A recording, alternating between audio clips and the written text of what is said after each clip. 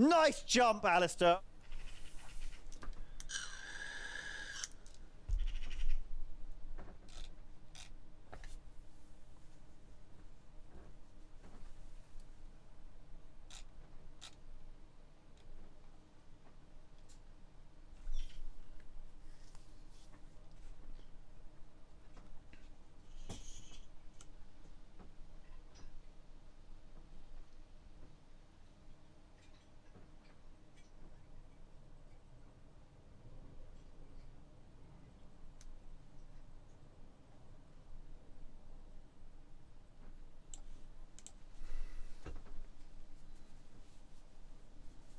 Albion Online. God, that rings a bell.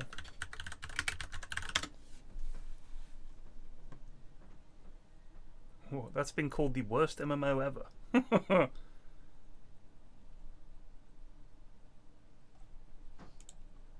Albion Online is a sandbox MMO advertised by an old man with a croaky voice. It's a game where you are what you wear, but I don't remember wearing a sexy beast. It's a game about crafting.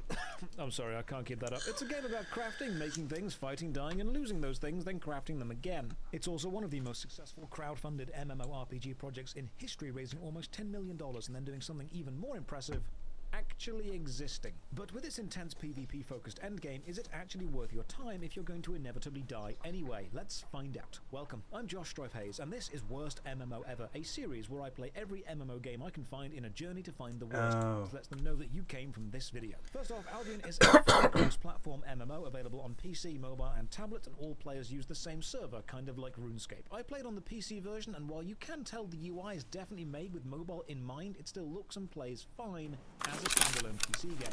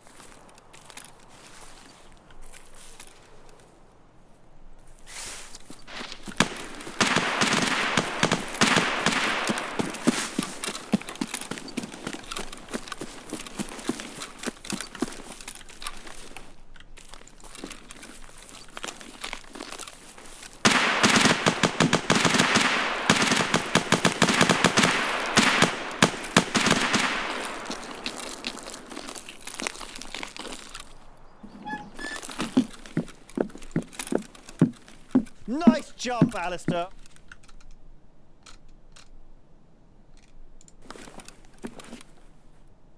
Thank you.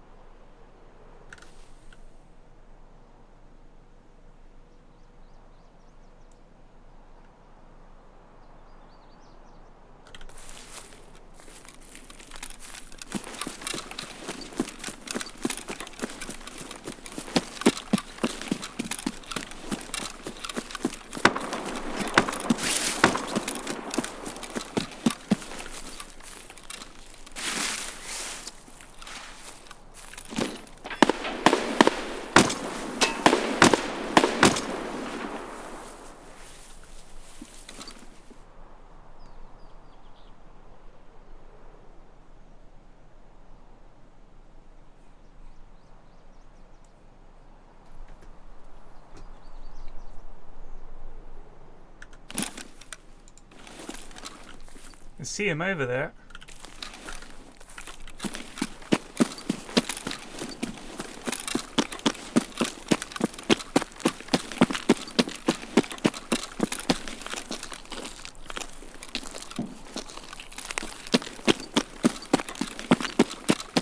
And a guy on my left too.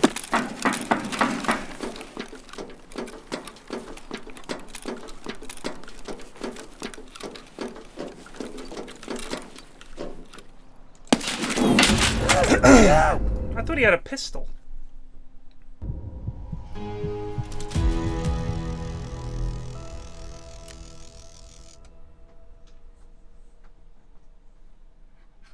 What's...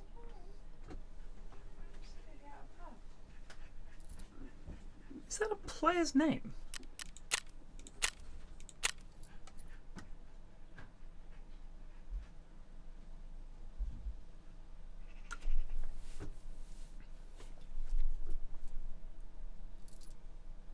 Didn't look like a player's name.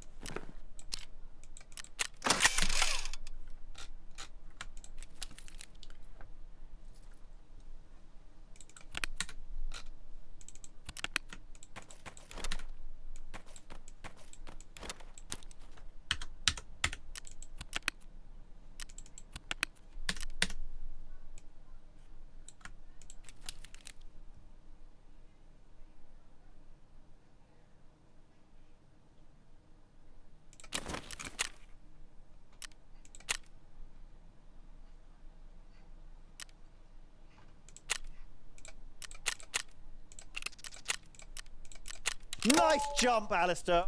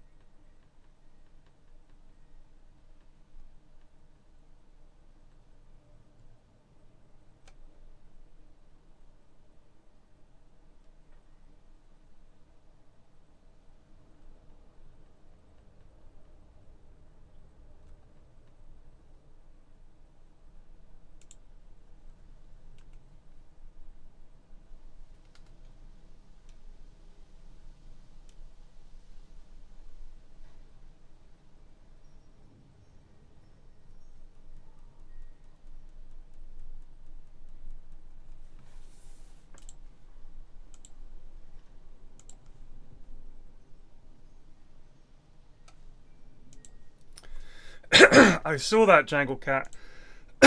This is the vid in question. Polenta with cheese and bacon and beef stew. Each one weighs approximately 5 ounces or 141 grams, give or take a few. The tube is non-magnetic. They're aluminum containers and have been produced for over 50 years now. Wow, the luxurious life of a spy plane pilot. Eating food out of a tube.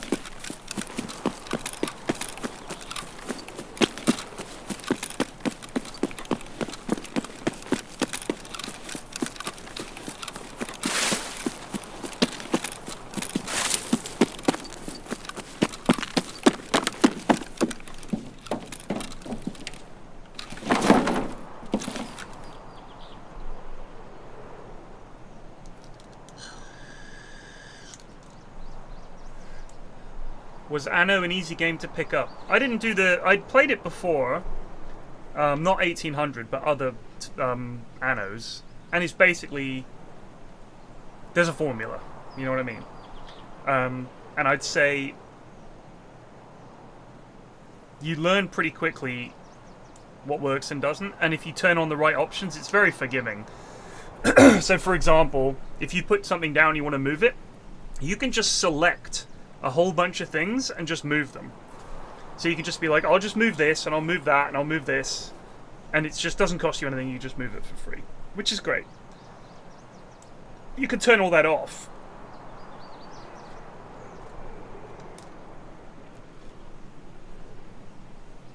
It's just supply chains.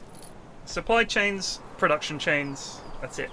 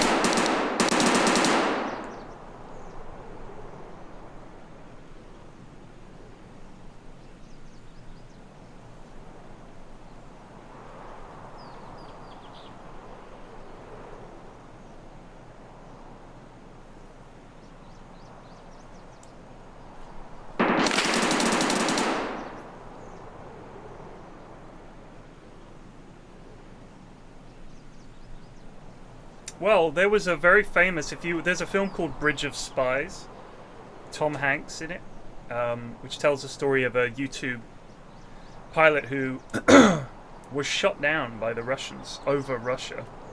It was in the Cold War. And captured and put on trial and all this stuff. And I mean, this was before, I guess, you could just do the same thing with a satellite. Now you don't need it. Francis Gary Powers, exactly. FGP. And he should have taken his suicide tablet and blown up his plane. And he didn't, or something. And kind of got into trouble for that. Nice jump, Alistair.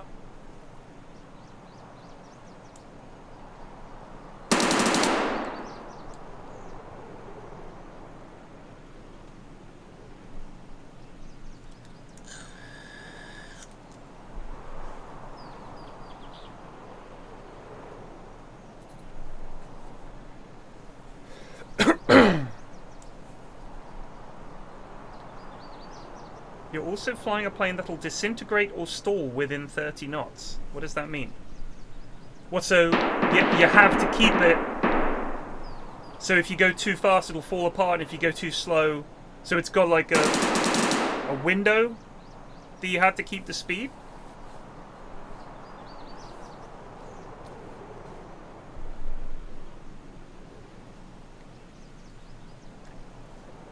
doesn't make any sense. How does it get up to that speed?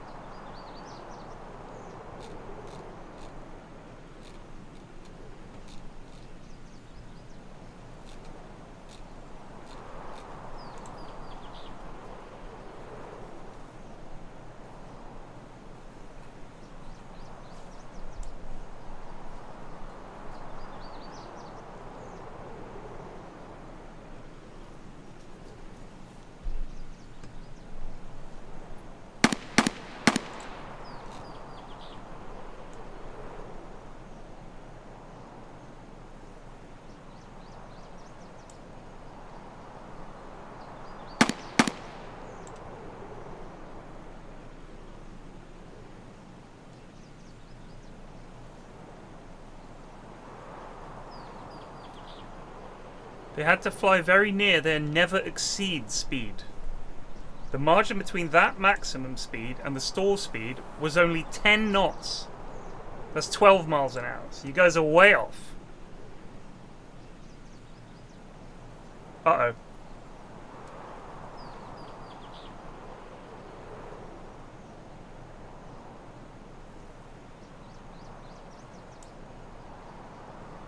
There's a guy to my right.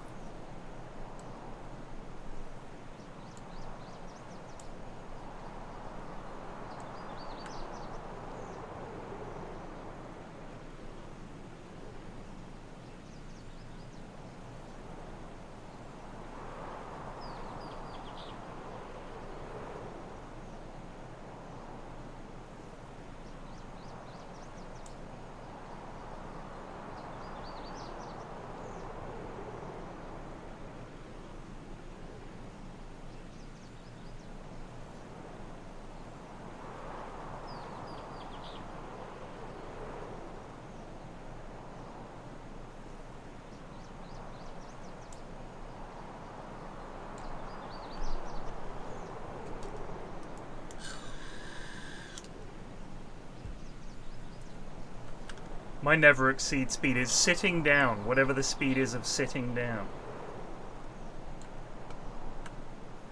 I am a very still person a lot of the time. I just sort of, I can just...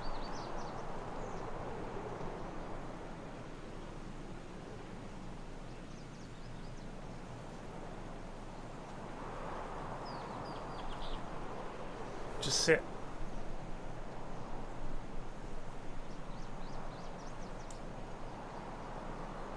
So I found an old Tarkov clip. I turned to read chat and a lad ran across where I was watching this avenue hoping someone would come across there and I could snipe him. And I looked away like that to read chat and looked back and he'd run across in that time.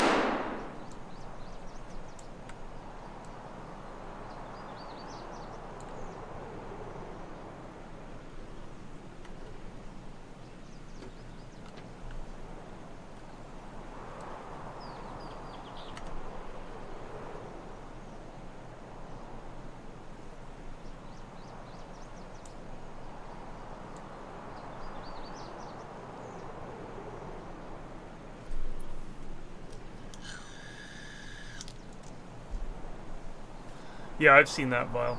It's pretty crazy.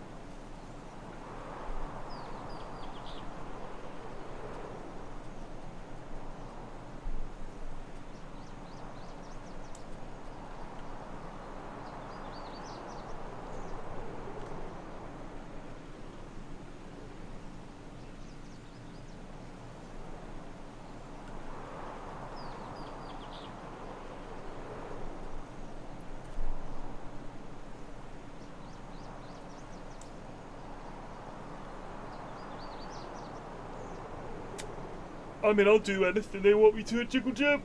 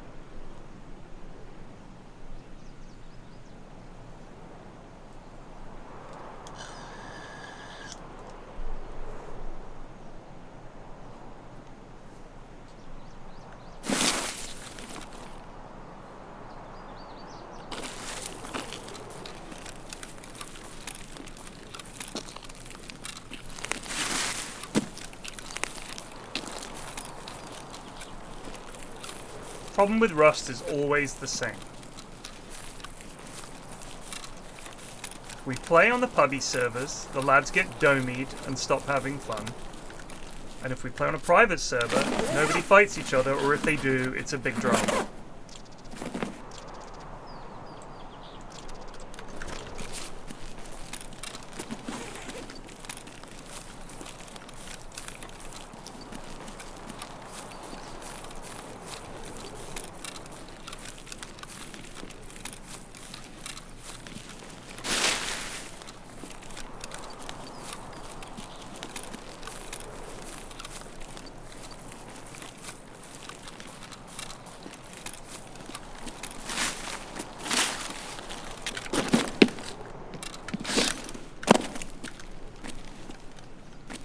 I really thought you could get in there.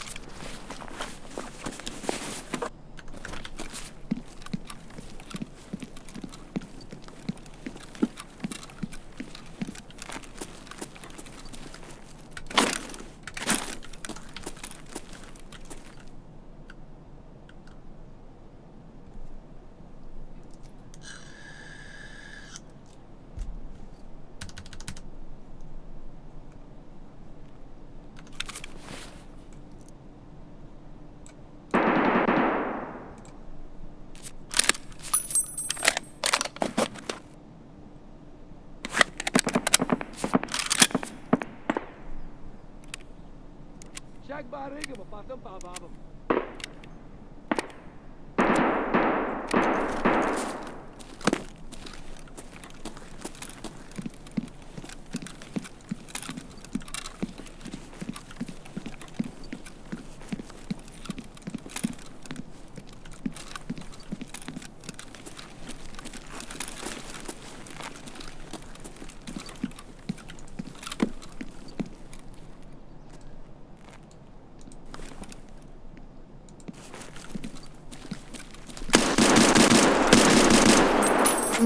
Падла.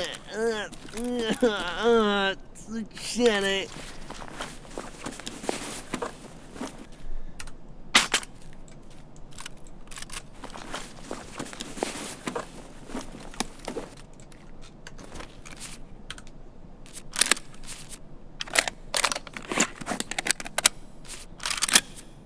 These are just scavs. That's how I know playing with the goons would be a big mistake. Wow, Pyrian killed loads of people. I killed the AI scavs. They're kind of bad. That's not a Saiga.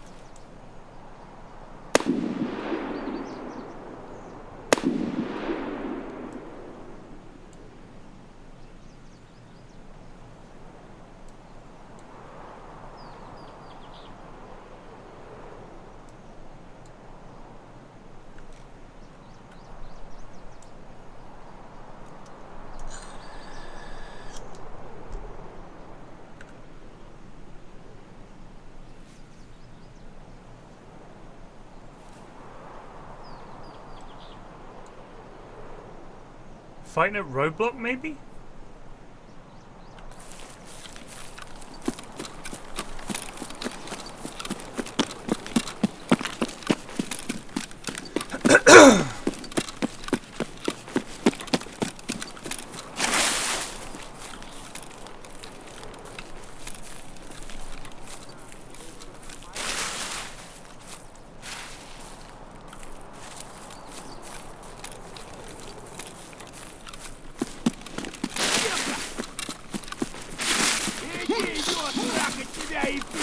Говно собачье!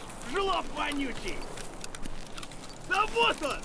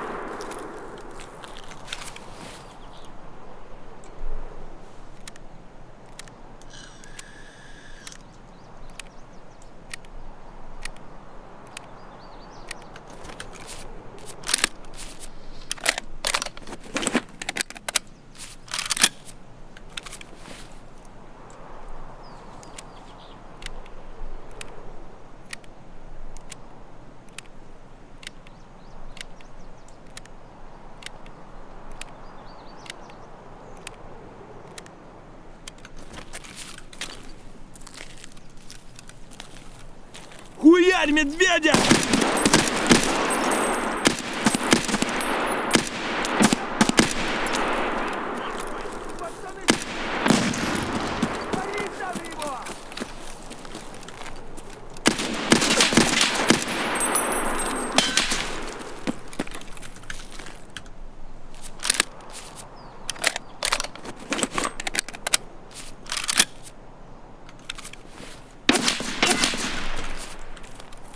Who the fuck is that shooting at me?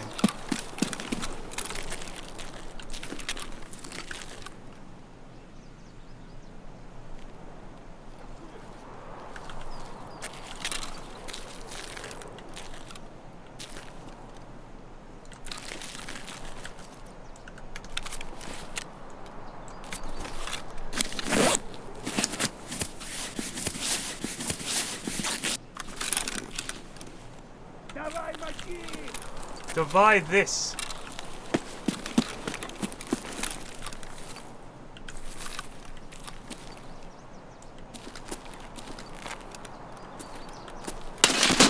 Wowzers! Alright, that guy isn't fucking about.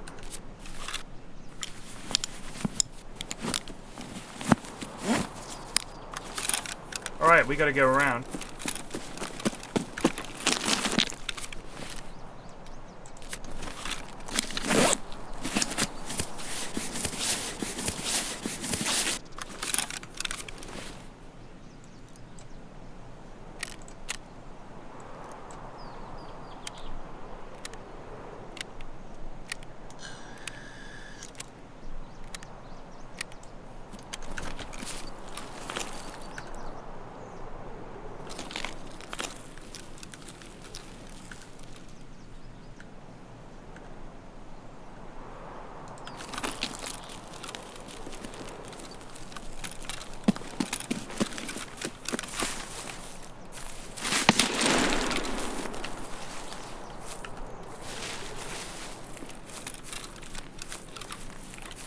We're struggling.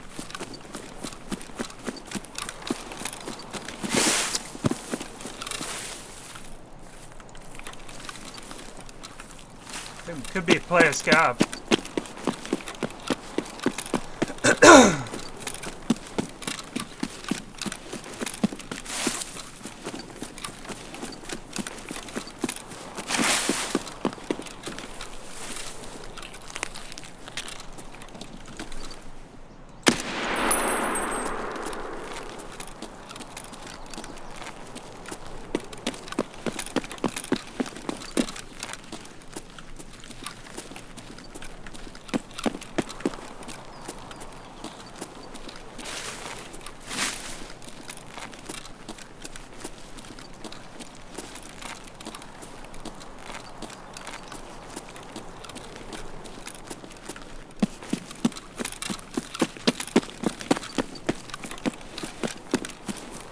What do we got in this piece of shit?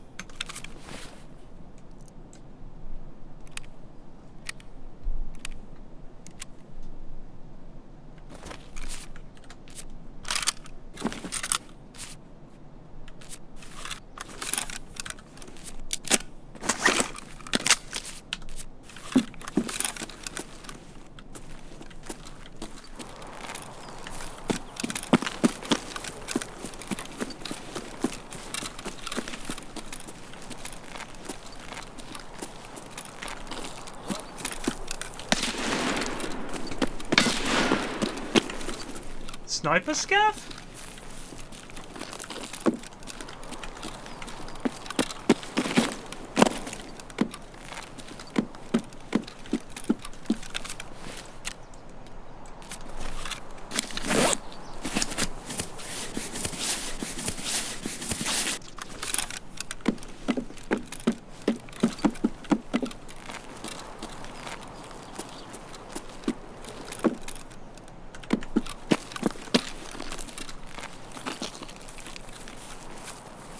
Where the fuck is he?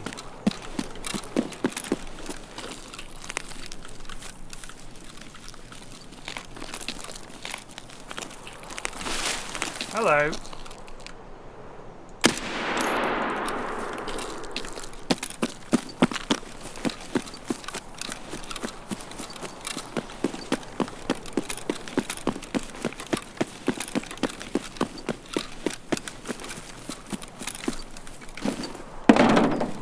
Вот он! Вон он! Что на чем, что почем, а?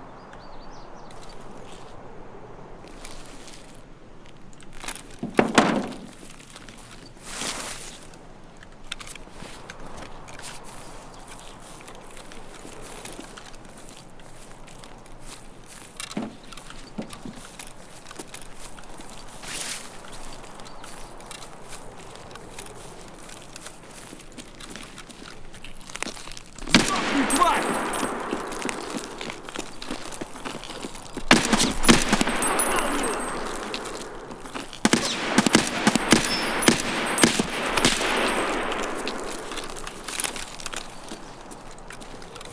Кидай любовь! Ёб, граната!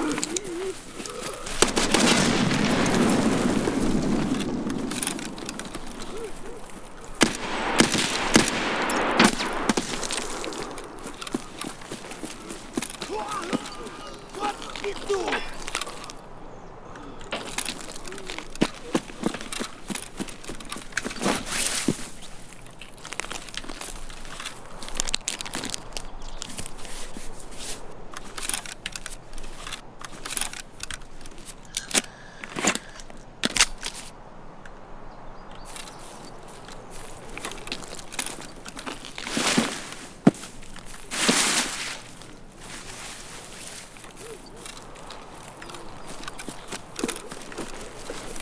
Пиздюк!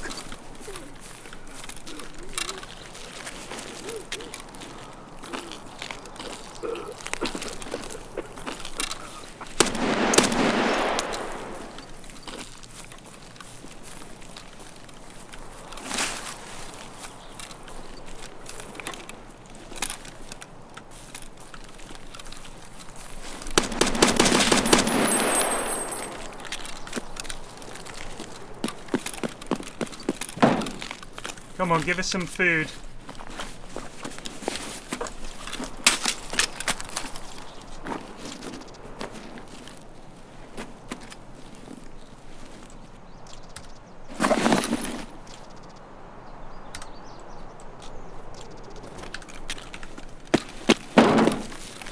Oh, there's a drop right here, though.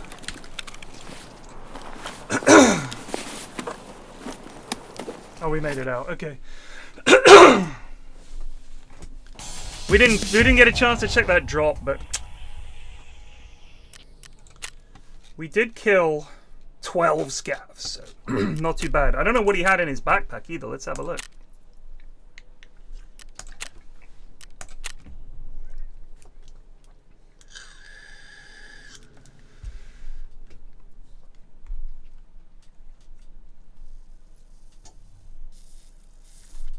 Might have had some fun stuff.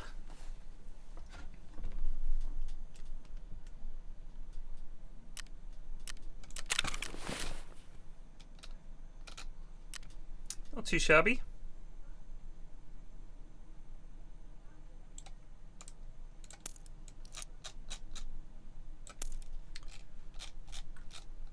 We could take an RFB in for this next raid. Why not?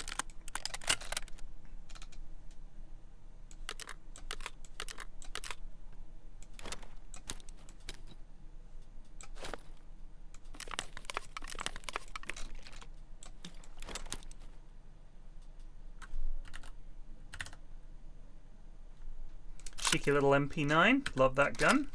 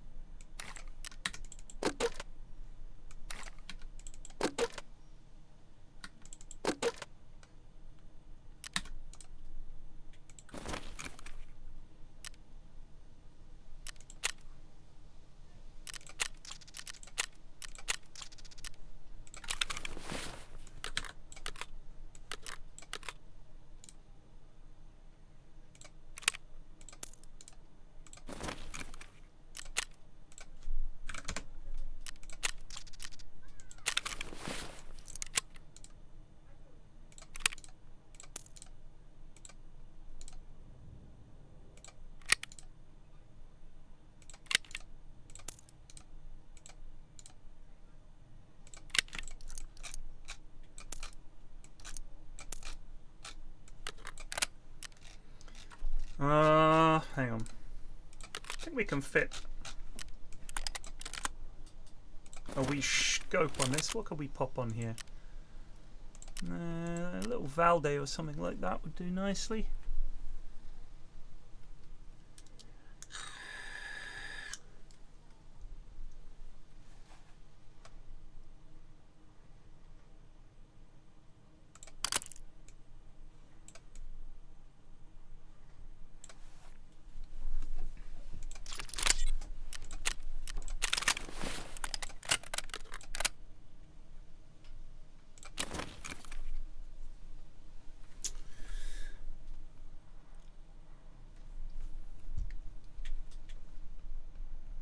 I mean, I just, you know, I wanted to get out, really. We want to, let's see how this thing shoots.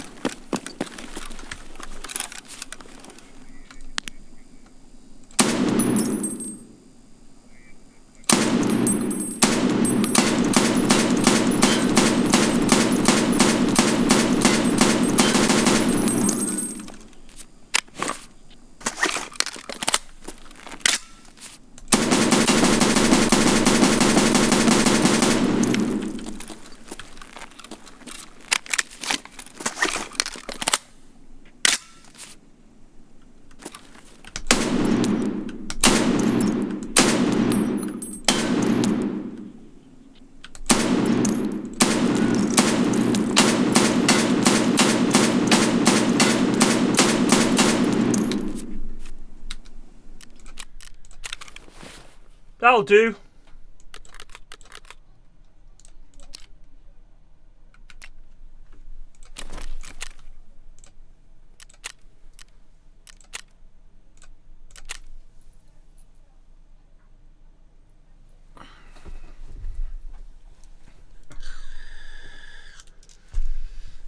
There's no matchmaking, there's no team matchmaking, there's nothing. You're all chucked in together like animals in a pot.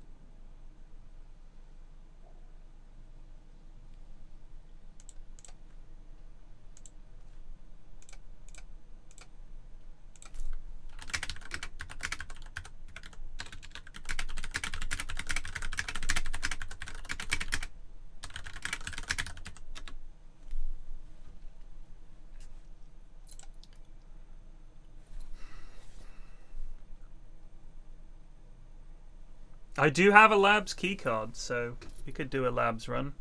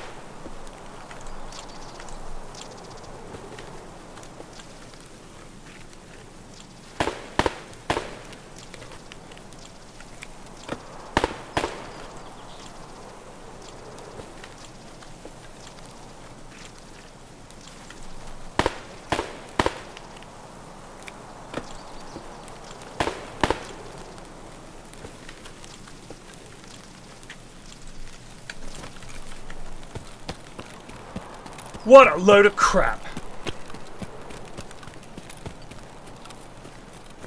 Love this advice from the lads. Yeah, just go in with like a submachine gun and rush the Chads. I don't see how that fails.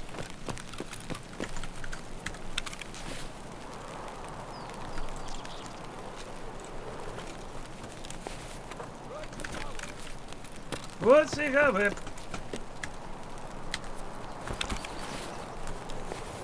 I would suggest if you want to learn how to play Tarkov, this stream, and specifically the goons who watch this stream, are not a good source of information. That's just my instinct on the matter, having been doing this for some time now. I'll be honest with you, I think asking here for help and advice, and then listening to it, you may as well just kill yourself in-game over and over again. Lose everything. Because you'll get the same. That's essentially what's going to happen. Just go in with an SMG and just rush the Chads. Yeah, it's as simple as that. Your SMG with garbage ammo will definitely scare the Chads. You don't even need to like be clever about it. And people will talk to you about things like Pika's advantage and all this kind of dog shit. You can ignore it all.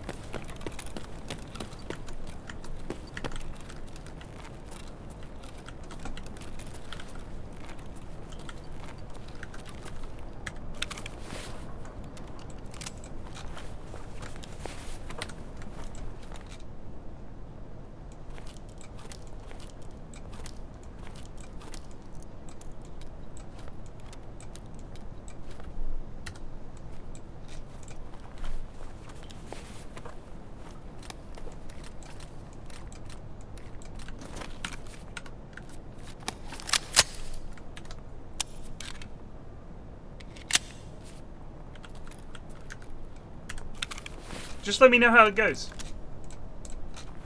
Let me know how it goes. I look forward to hearing back about how it's gone.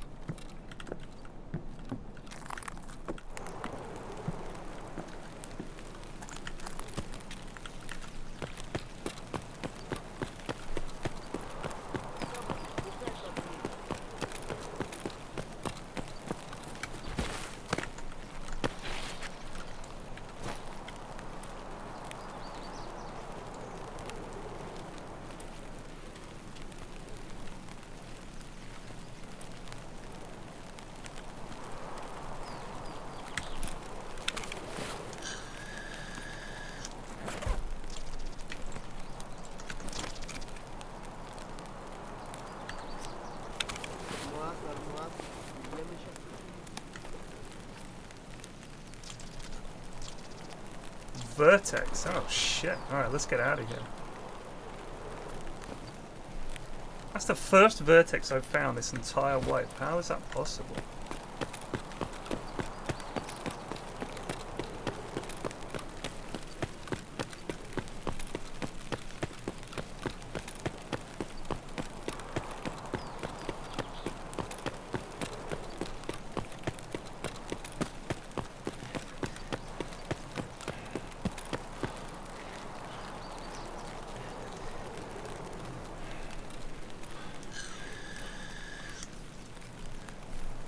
Just a little... If you don't know what it is, I mean, it's not going to mean anything to you. It's just a piece of loot in the game.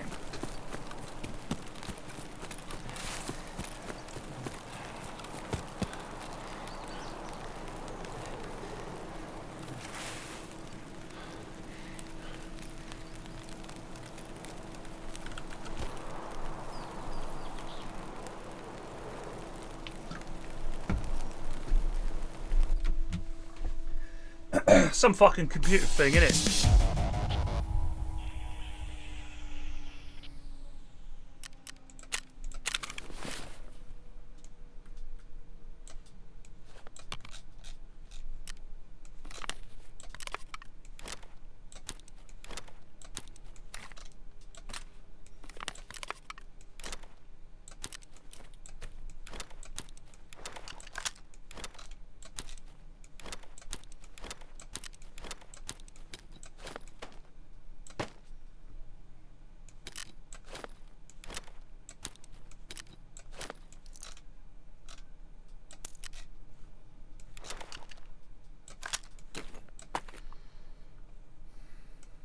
He walks away, the sun goes down.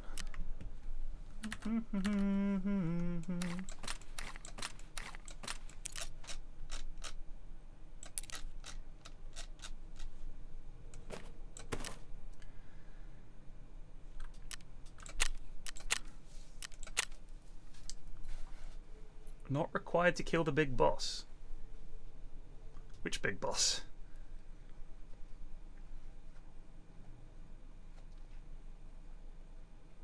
Oh, Gatches is winding you up. See, don't listen to chat. It's very simple. It's a very simple rule. I live my life by it.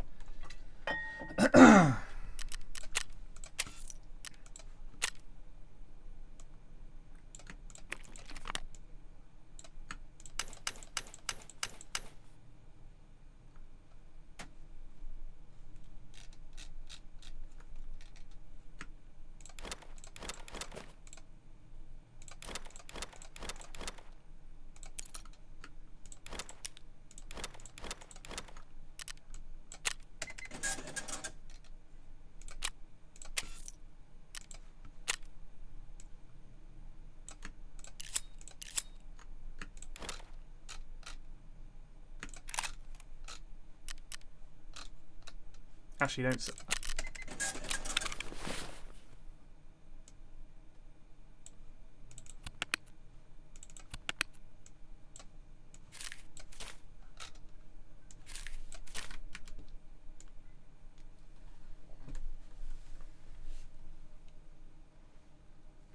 A Cayman Ba. Hybrid ballistic applique.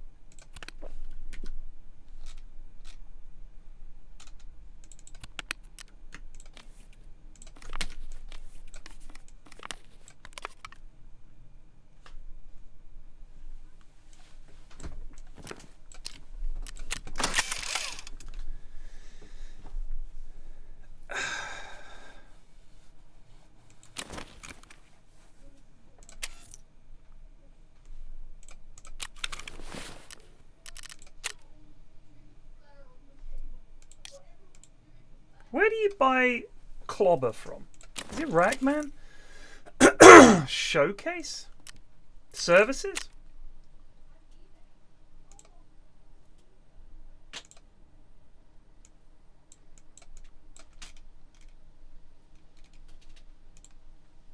1.3 million.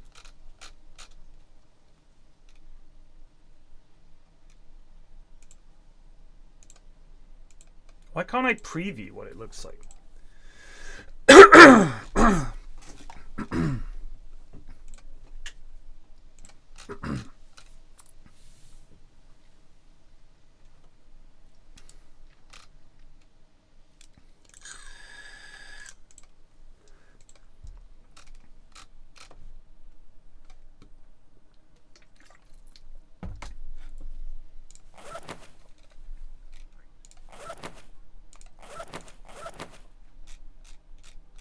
I mean, that would seem to be the best.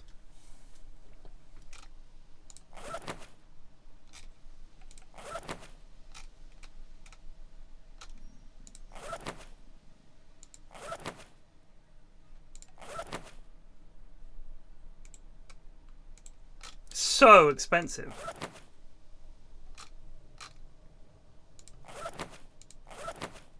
A white jacket. Why would I ever want to wear that? Madness.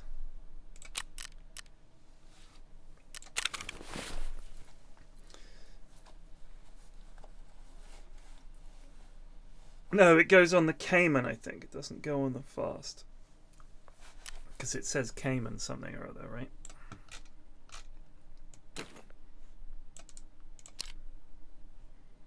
I mean, this is one of the worst helmets I think you can get, isn't it? Or is it good? There's a difference. There's the Fast MT, and then there's some other one. Oh, wow. It's a 128k hat. We'll take that off immediately.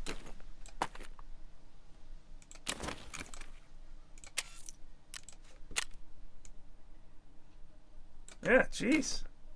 Sold. Sold. It's 100k worth of a hat right there. In easy money.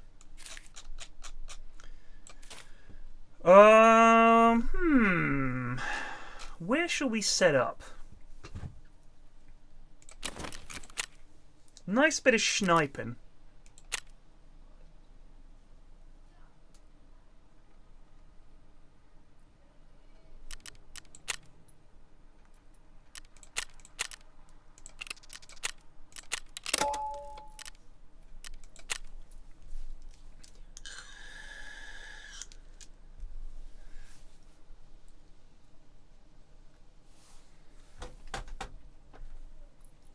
This is not... Look, first of all, I'm level 39, Ned, as you can see. So it's very doubtful. That would be crazy, wouldn't it? If I was level 39.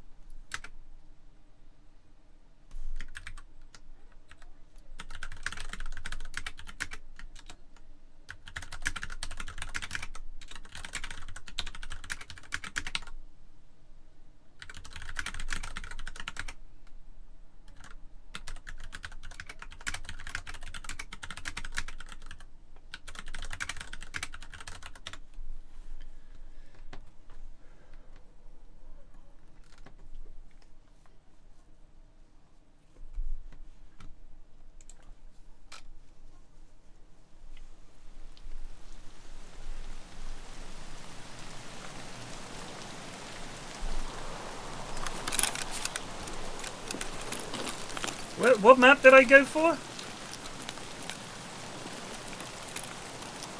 Interchange, right? Oh yeah.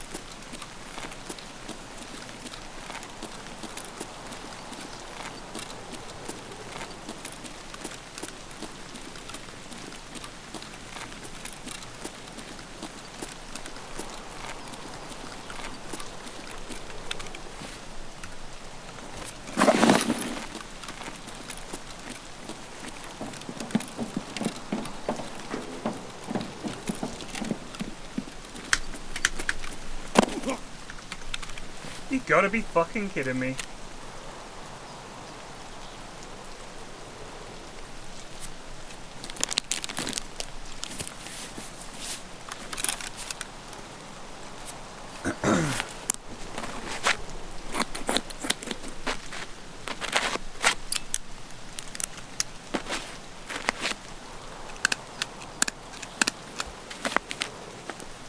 Somehow no brakes.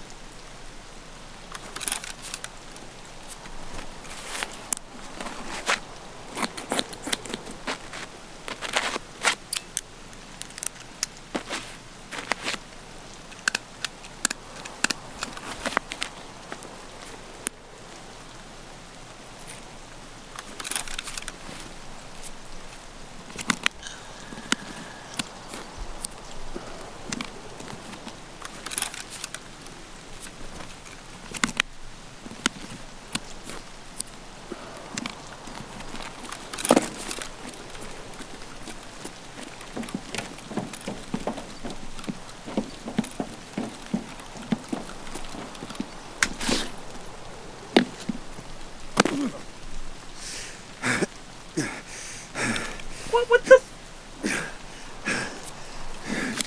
I was up there!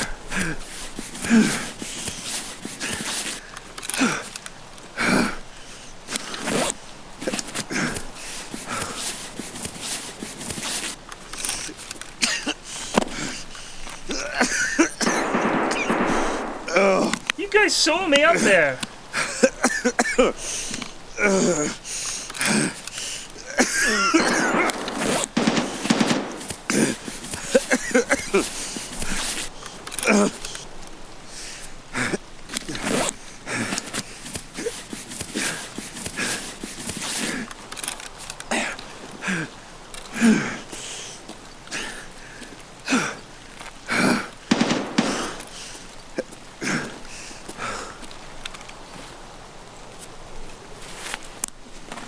I was 100% up there.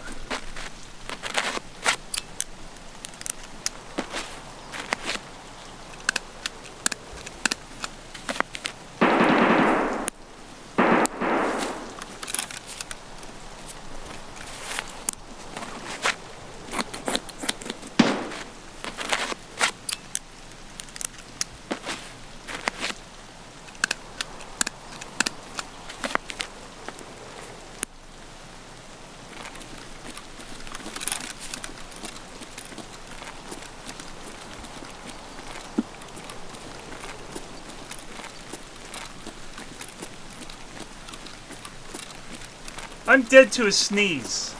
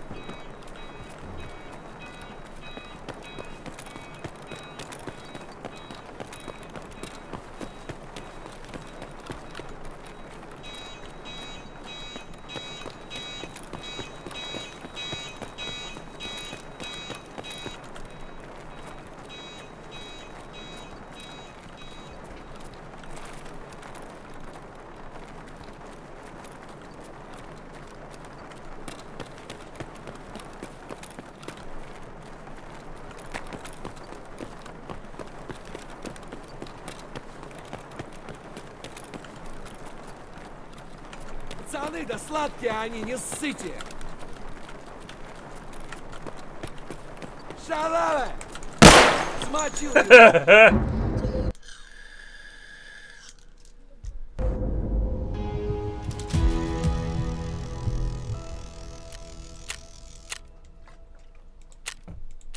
Well, chums, I don't really know how we failed to jump up there. I might get that comeback. Might not. Got lots of medical XP though. Lamau. Take that, Nikita.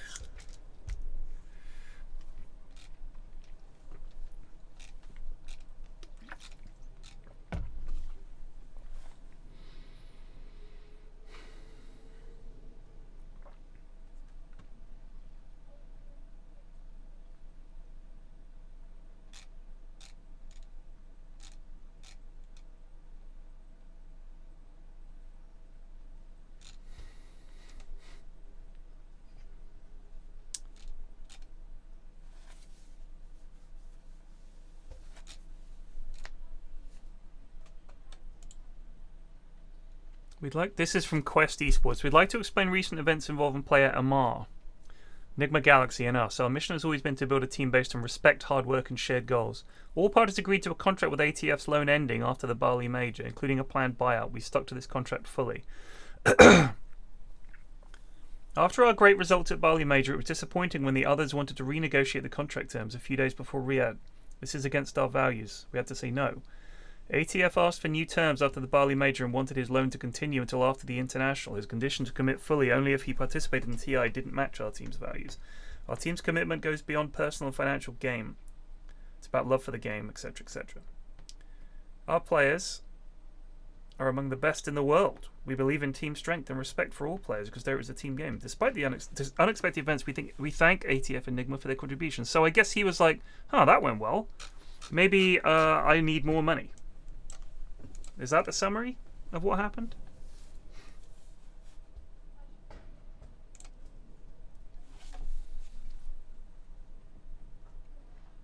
What's this backpedaling? Let's have a look.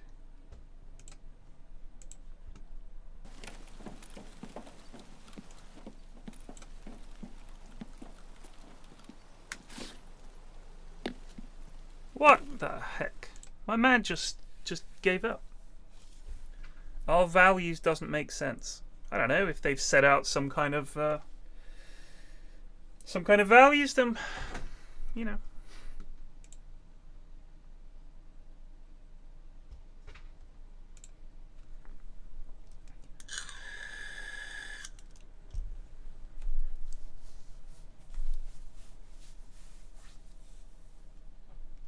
The team as a whole should have backed him up. Who tried? From what I understand, he was on loan with Quest. The loan contract came to an end. They were talking about him. At the end of it, they were like, if it works out, from what they said, if it works out, you can join. And there was a buyout clause and all the rest of it. But then when his contract ran out, he said, actually, I want more money and Nigma want more money. So they said, well, then no. That seemed to be what it was.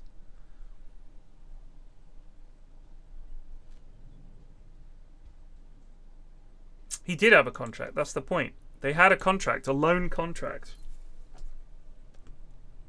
It ended after the Bali Major.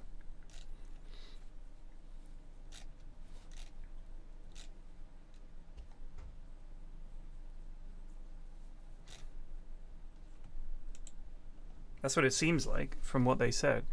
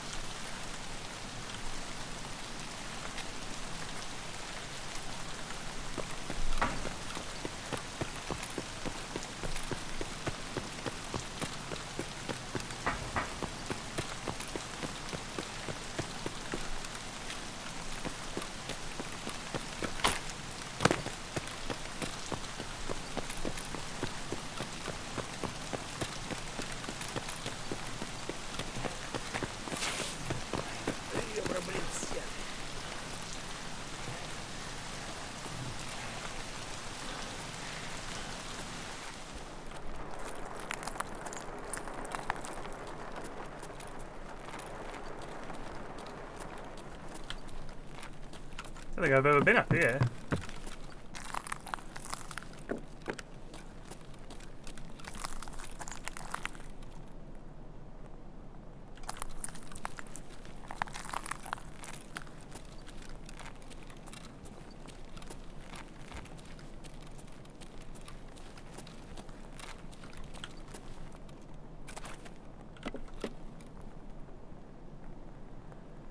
I personally think this map is absolutely horrendous, but that's just me.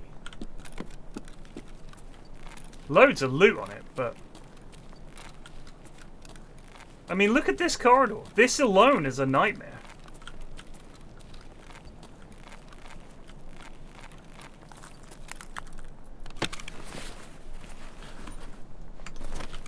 I don't think that me and Sips and Lewis will be playing Baldur's Gate together. I think you should just absolutely put from your mind the idea that that's going to happen.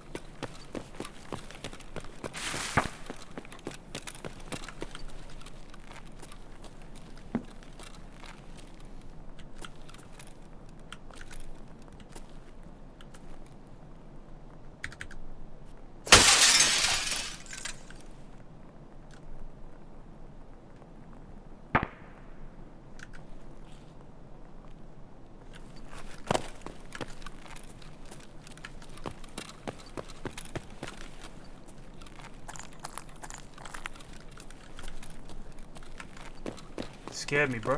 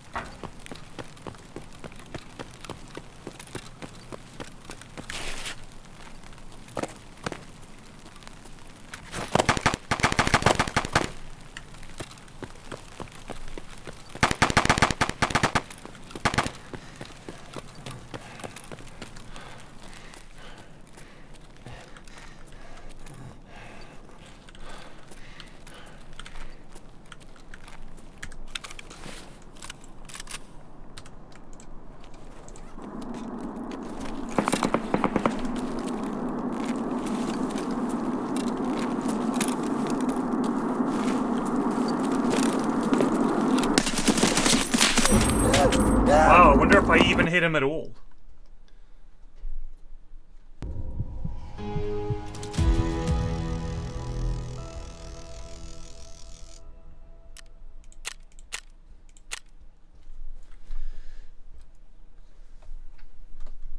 Time sync? No, no. I think you guys have missed the point. I don't know if you guys ever actually watch the people that call for more Double Dragon stuff. I assume you never actually watched any of it.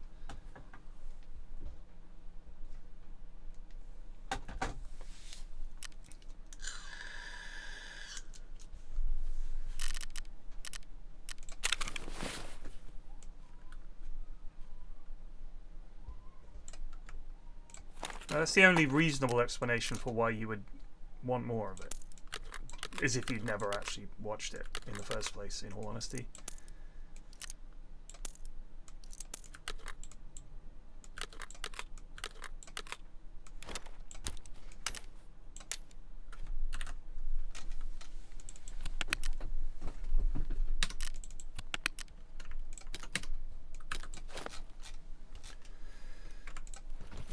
Nice jump, Alistair. Thank you.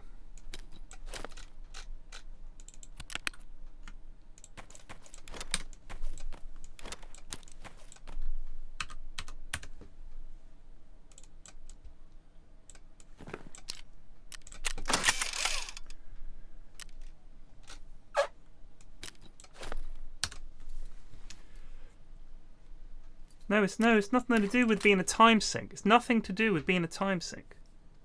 Why do people think it's a time sink? What does that mean? My entire job is a time sink. I sit here playing video games all day. It's nothing to do with it being a time sink. I don't know what that even means in the context of us recording together. I mean, anything that you record, is that a time sink? I mean, it doesn't make sense.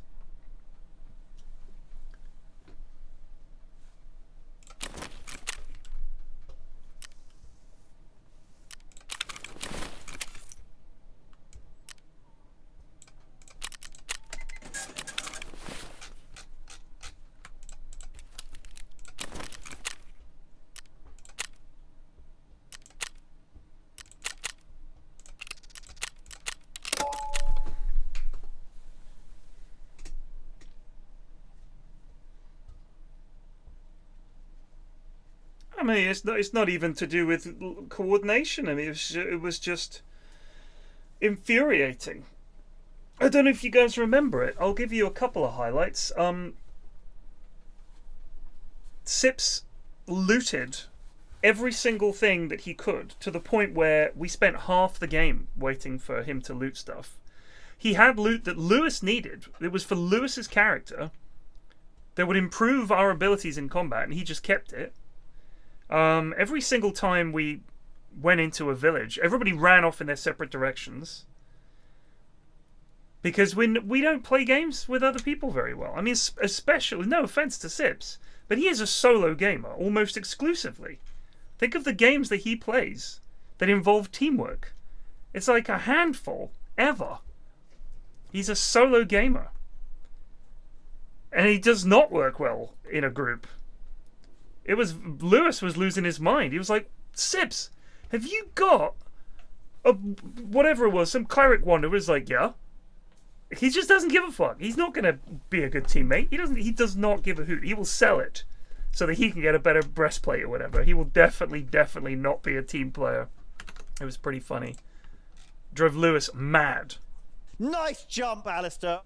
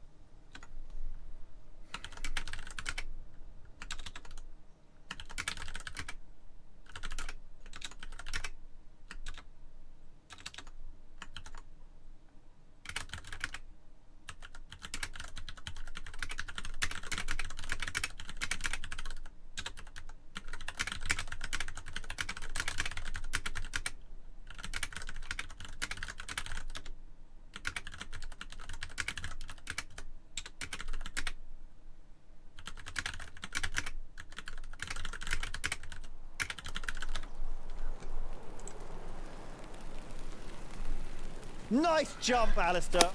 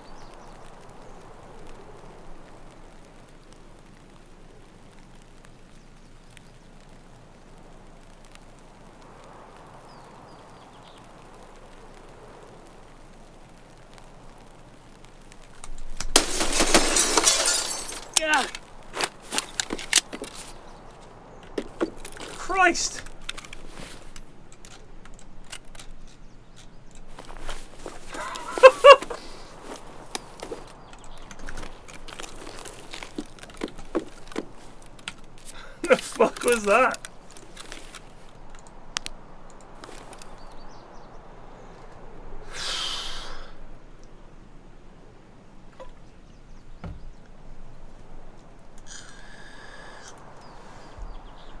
Was he creeping and peeping? I think he must have heard me and snuck up. But if he snuck up and his gun was pointed too close to the wall, he couldn't shoot me, so I shot him.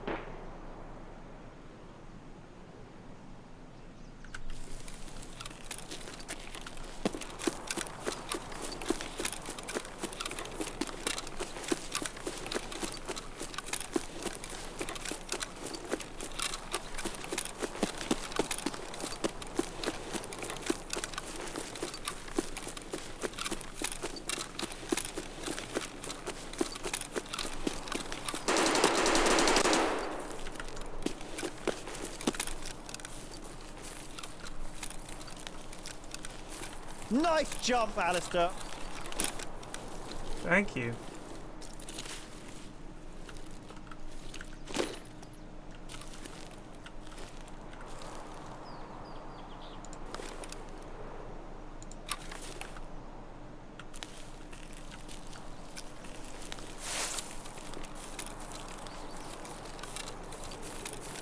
Nice jump, Alistair. Thank you.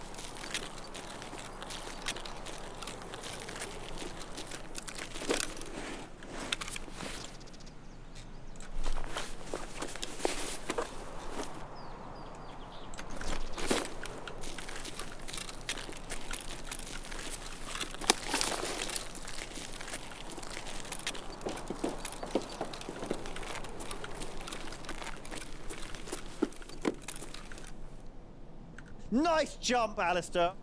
Thank you.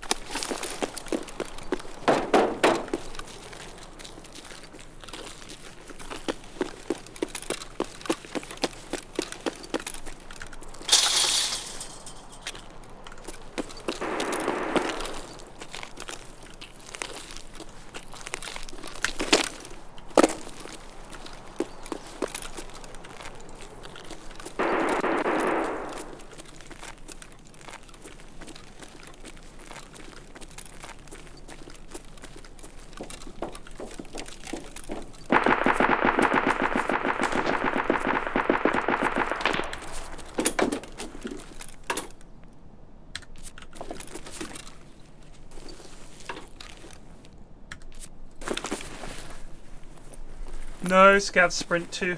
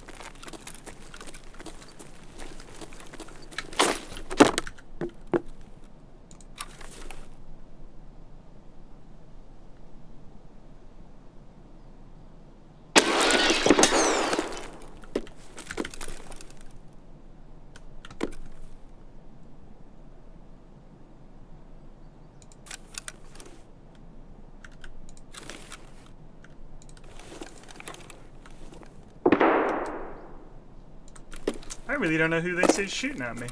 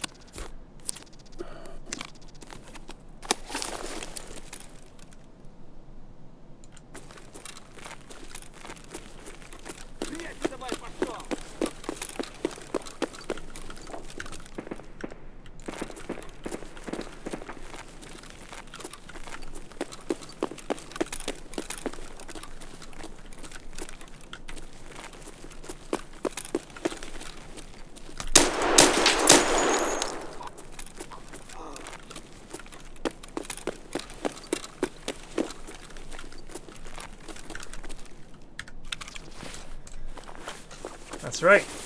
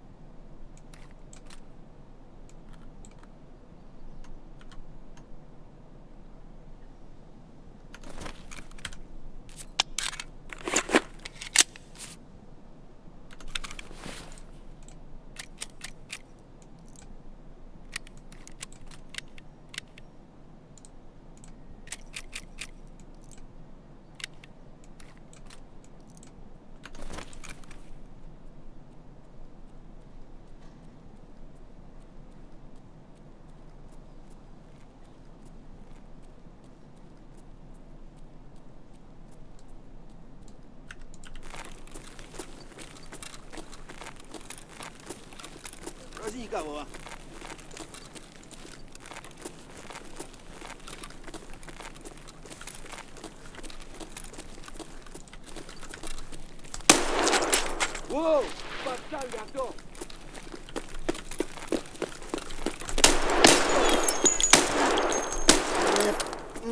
Падла. Сучара. Ooh, a backup piece.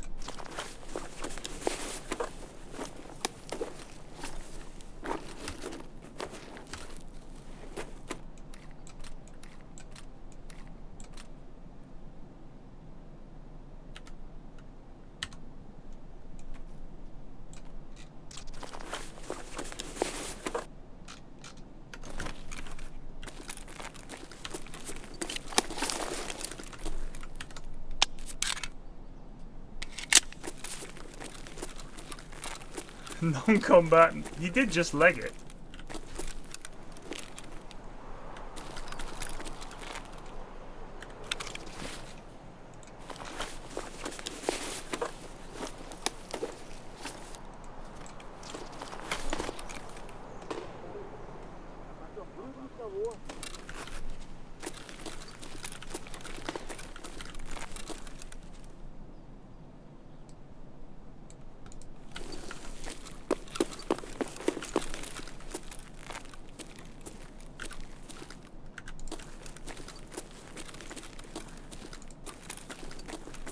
Кепка, кепка! Вали кепку!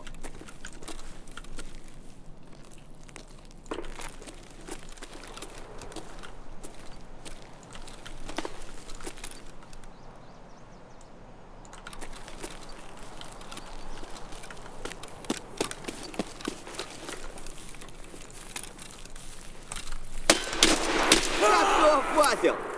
Damn.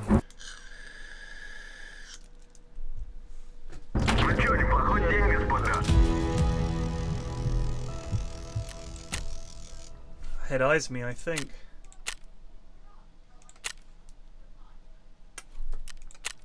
What's the point in this plate if a single PS shot is going to kill you? Yeah, they're hostile. There are two play modes, PMC and Scav. When you're PMC, that's like your main character. When you're Scav, you're essentially replacing one of those guys in the raid. So you're taking over the role of one of the AI guys. That's it. So, yeah, you're essentially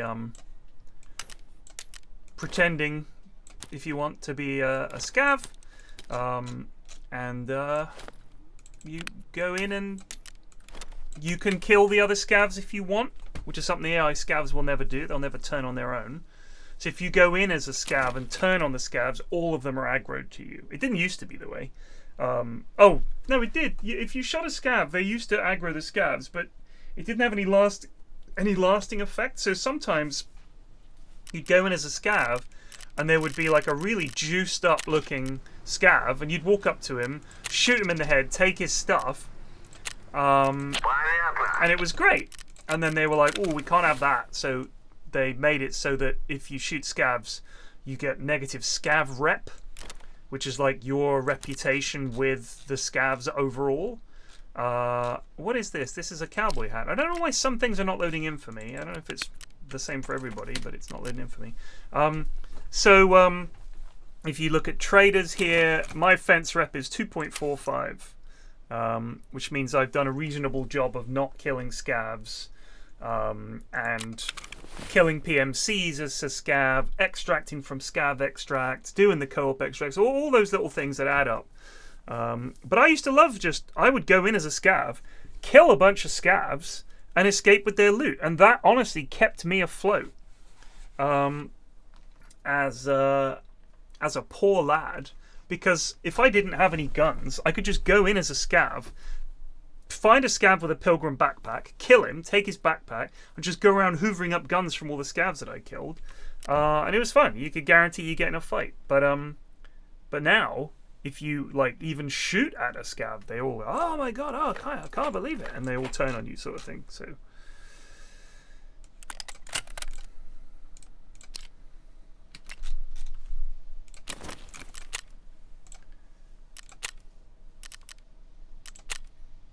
Streets seems to run a little bit.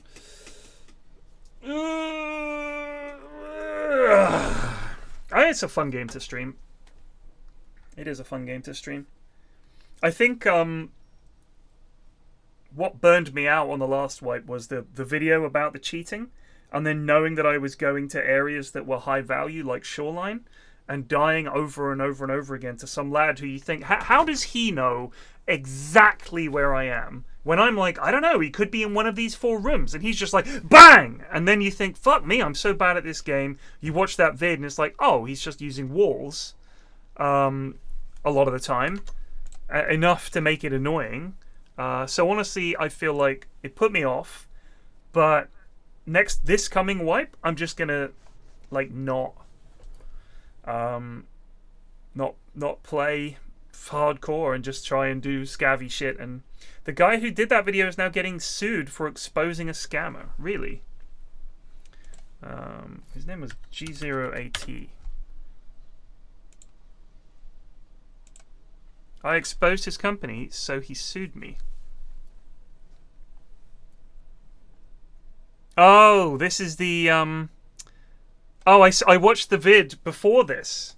So the video before this guy claims that he's putting out this amazing game. And all the people involved, it's like, have you ever heard of DCS, I think it's called? It's like super high accuracy military sim. It's for absolute military nerds. Like, these guys are just on another level of oh, the rivets are wrong on the Su-51, or, you know, that level of attention to detail. And his claims about what his game is going to be like are like wild.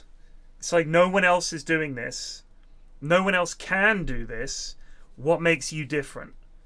And yeah, he exposed this whole thing. This guy's basically a scammer. And essentially trying to get what looks like he's trying to get a government contract.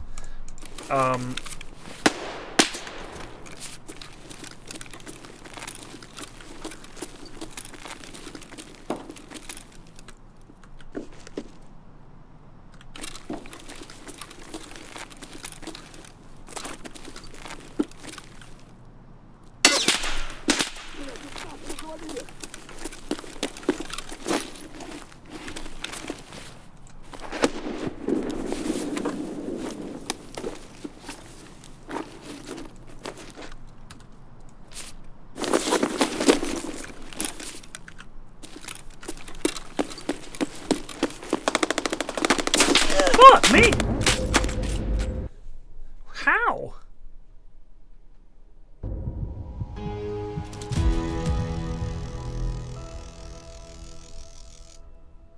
Just shot me in the back at... What?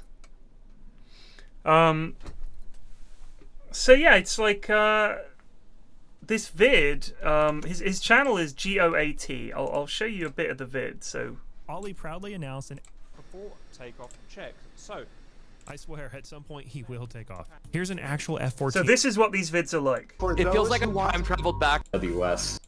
Digital Combat Simulator, aka DCS, and War Thunder. DCS is like an advanced Microsoft flight simulator of combat aviation. People watch YouTube guys just to figure out how to get their plane in the air. we need to check that the electric function and the pneumatic function are within 75. Next, we're going to check the exterior lights. Over to exterior light panel. Next, we need to engage our nodal steering. So we've got to look at a couple of brakes. Can overheat, so don't ride the brake position. Ready? Okay, we're in position now. We need to do our before takeoff check. So, I swear at some point he will take off. Here's an actual F-14 pilot. Like that is what those games are like. Right? They are literally like, you don't just get in the plane, press E to start engine and off you go. It's like flaps to 3.7, external lights, blah blah blah, like just like that guy's doing. It's like they know how to fly this plane. Essentially, they've learned everything about it. Flying an F-14 in DCS. How cool is that? And then there's War Thunder. It's much more approachable for a wider audience that just wants to mash the throttle forward and get into the action. Exactly. These are not casual games though. Their fans are hardcore. These people will microanalyze cockpit layouts and get into debates about virtually every aspect of how a plane handles. And they know their shit. Recently they added the F-15E to DCS. They've already had the F-15 in the game though, but that was the F-15C. Now they have the F-15E. Yeah, you can totally tell which one is which, can't you? DCS released their game manuals for the Jet. Look a at that! staggering 546 pages, which is the length of the first 2 Harry Potter books for scale. And the community is For that plane, it's a 500-page manual. Not for the game. For that plane. eating it up in anticipation of the Jet's release. Ah, yes, the Bible. Oh good, just a relaxing 546 pages. Might read that over breakfast tomorrow. And while hardcore flight simulators are not really my cup of tea, they're pretty damn cool. I used to play this game called World War II Online back in 2001. Oh my god. It was one of the first So I want to talk about this game as well, okay? Because I think this guy might be, I think he's a little younger than me, but I think we came up on the same trajectory of games.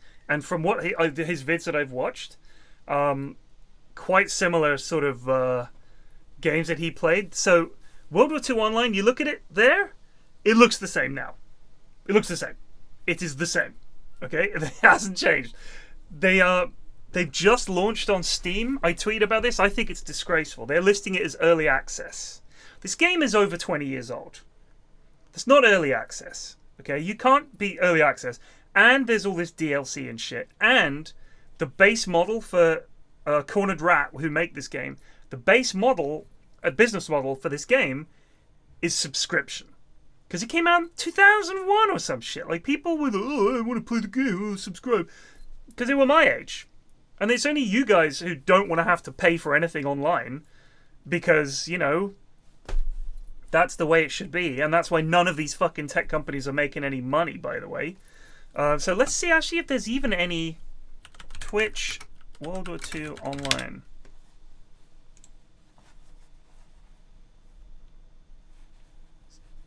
This is a guy called StatKill.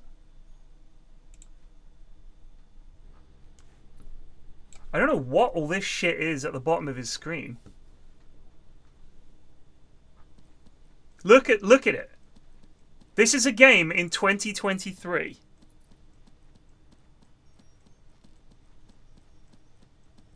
This is a real game.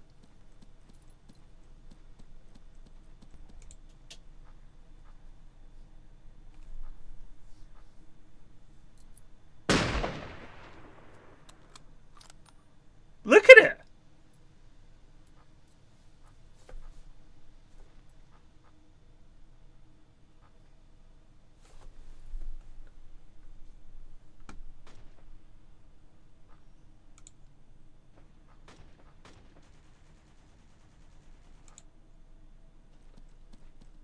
The way he looks like he's sort of galloping.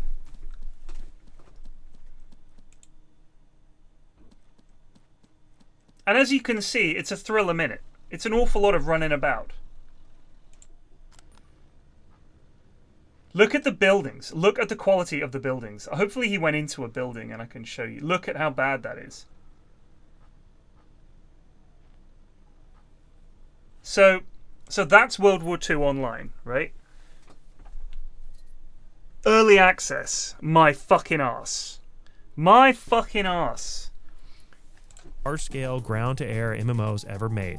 And I'm not alone in wanting to see these games developed in a newer Unreal Engine 5 environment. Just the idea of engaging in large-scale warfare with hundreds of other players, launching off of an aircraft carrier to intercept an enemy fighter or to take down a destroyer. These games have come a long way and they're fantastic. Recently, War Thunder was under fire after changing their in-game economy, requiring players to do even more grinding in order to get access to better equipment, causing many people to walk away from the game. Unless you fork over cash and pay to win. And an exciting new game called Training in War Simulator, TWS, is poised to capture players' attention looking for the next best thing. They're making big promises, large-scale MMO combat with infantry, tanks, and aircraft, all in high-fidelity Unreal 5 environment, making its direct competitor, the 15-year-old DCS, look ancient and outdated. And what is up with the naming conventions for these games? Digital Combat Simulator, Microsoft Flight Simulator, Training and War Simulator. I'm not convinced that these same engineer didn't name all of these games. And after doing a little bit of research, I've actually never heard of a scam flight simulator before. It's much more common to find rug pulls in MMOs, open world games, and of course anything related to Logan Paul or cryptocurrencies. Most scammy games get shut down pretty early in the process before they can do a lot of financial damage to backers. People are perceptive. In a previous project, I created a fake trailer as a social experiment. A lot of gamers picked up on it quickly. People are intelligent, and the milsim community is one of the more savvy communities I'll be honest with you, I love this guy's vids. I think he's really funny. I don't understand why he only has 120k subscribers. I think his channel should be way bigger. His videos are really, really, really good. Ever seen. When I was doing research on TWS, I came across this community of DCS gamers who cataloged and documented everything wrong with the TWS development. This is Bonzo. I got into contact with him while doing research, and he pointed me to TWS looks pretty sexy. Right, Jeeves? Watch this vid, bud. Watch this vid. towards so much damning evidence that I can't even include it all in this video. If you want to learn more, I suggest you connect with Bonzo. You can check out his info in the description box. I also told him I would pin his comment to this video, so check it out. TWS story starts on June 6 of 2022. TerraSynth, the company behind Training and War Simulator, is about to launch their trailer for their game, which was initially called Track While Scanned. Little history recap here. On June 6, 1944, the Allied forces suffered 10,000 casualties and at least 4,000 deaths storming the beaches of Normandy. While most people see June 6 as a day to remember the brave soldiers who put their lives on the line to turn the tides in the favor of the Allies, the CEO of TerraSynth decides to announce his game and teaser trailer. But he starts the trailer off with this video stolen from another creator without their permission. It's a speech from the commanding officer, Ryan Cohen. I did a little research on this guy, and he is an absolute badass from what I can gather. He gives a talk to his men before entering combat in Afghanistan. Kill the enemy! Kill the enemy! Gonna go! Unfortunately, many of the men in this video will be dead in the next 48 hours. I do wonder what the family of these fallen soldiers thinks about a video game company using this speech as marketing material for a game. June 6th, D-Day. I want to announce this to the world. I said, okay, I don't know if we're ready, Ollie. The voice you are hearing is Seth. He was friends with the CEO and helped get the project off the ground early on. He even edited some of the trailers. I did have a problem with the whole, the speech thing and the live combat scenes. I felt it was disrespectful to the men who lost their lives in that conflict to be using it for a promotional or entertaining purpose. And I voiced that concern to him, and he goes, I understand your concern, but I'm making the trailer. This is what I feel will have the best effect.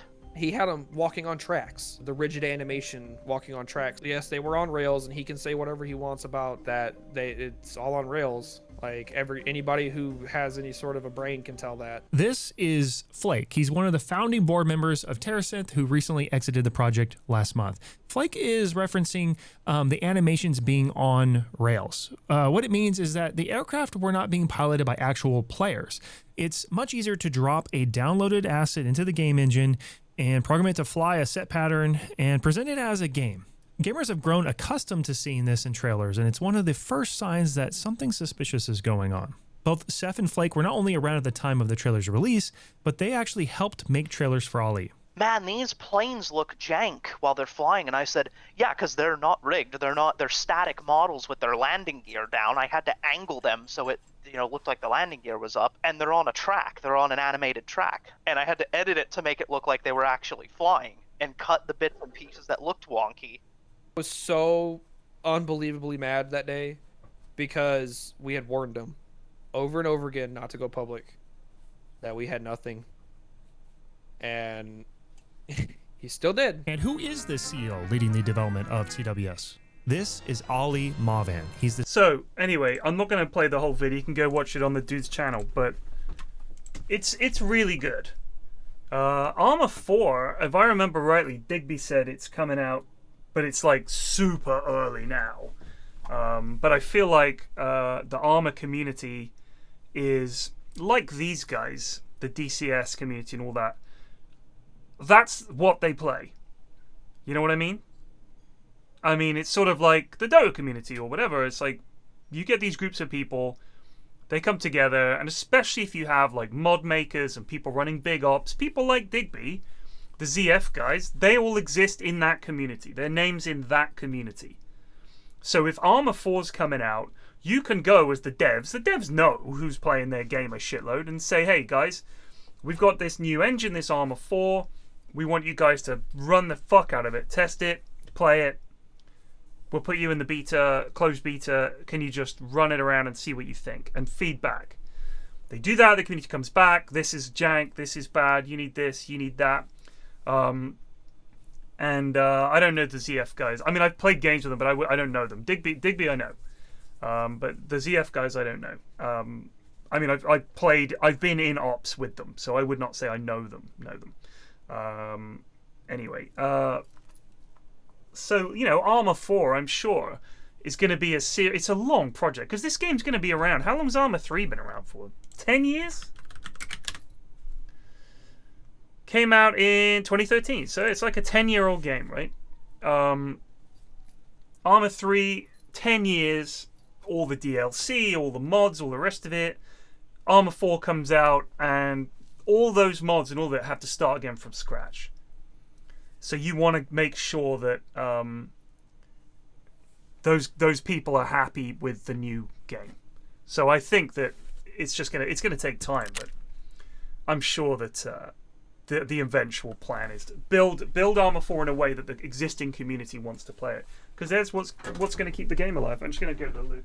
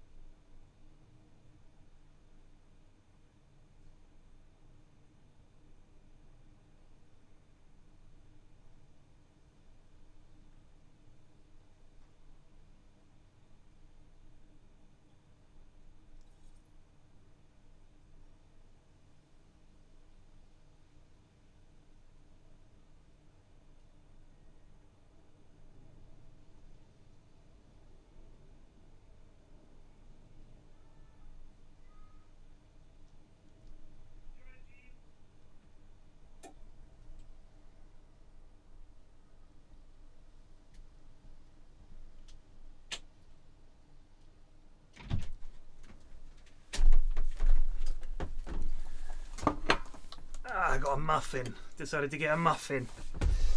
Bye, lovely. Have a good time.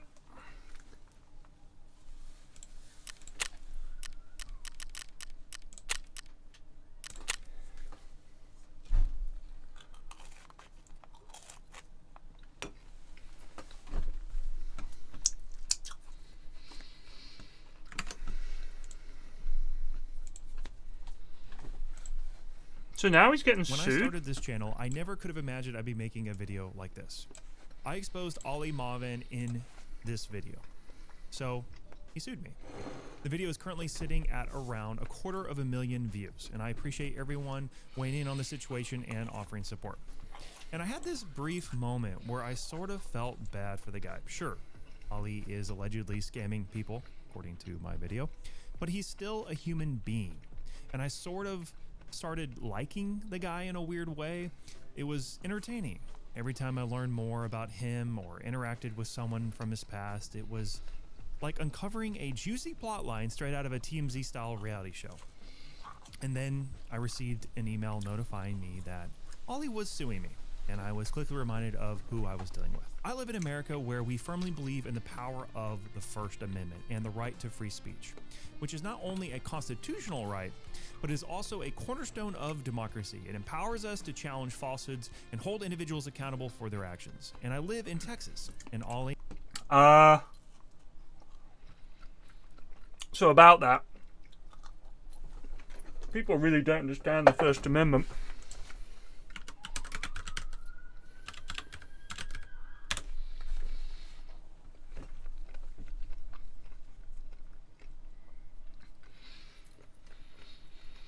The First Amendment provides that Congress make no law respecting an establishment of religion or prohibiting its free exercise. It protects freedom of speech, the press, assembly, and the right to petition the government for a redress of grievances.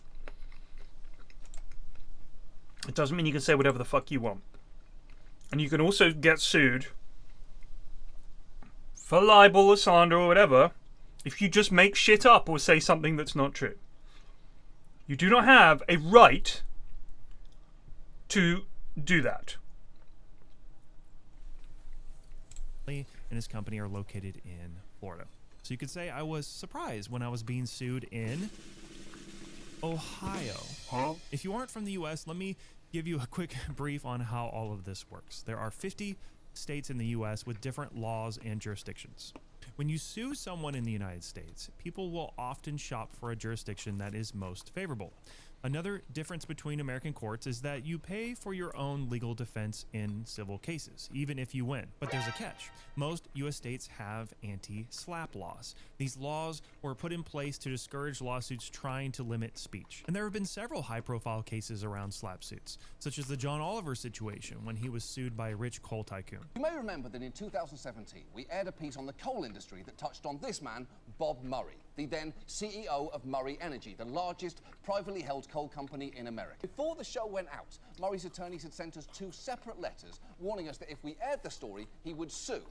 Well, you may know, we went ahead with the story anyway, and this happened. Comedian John Oliver is the target of a lawsuit by one of the country's largest privately owned coal companies.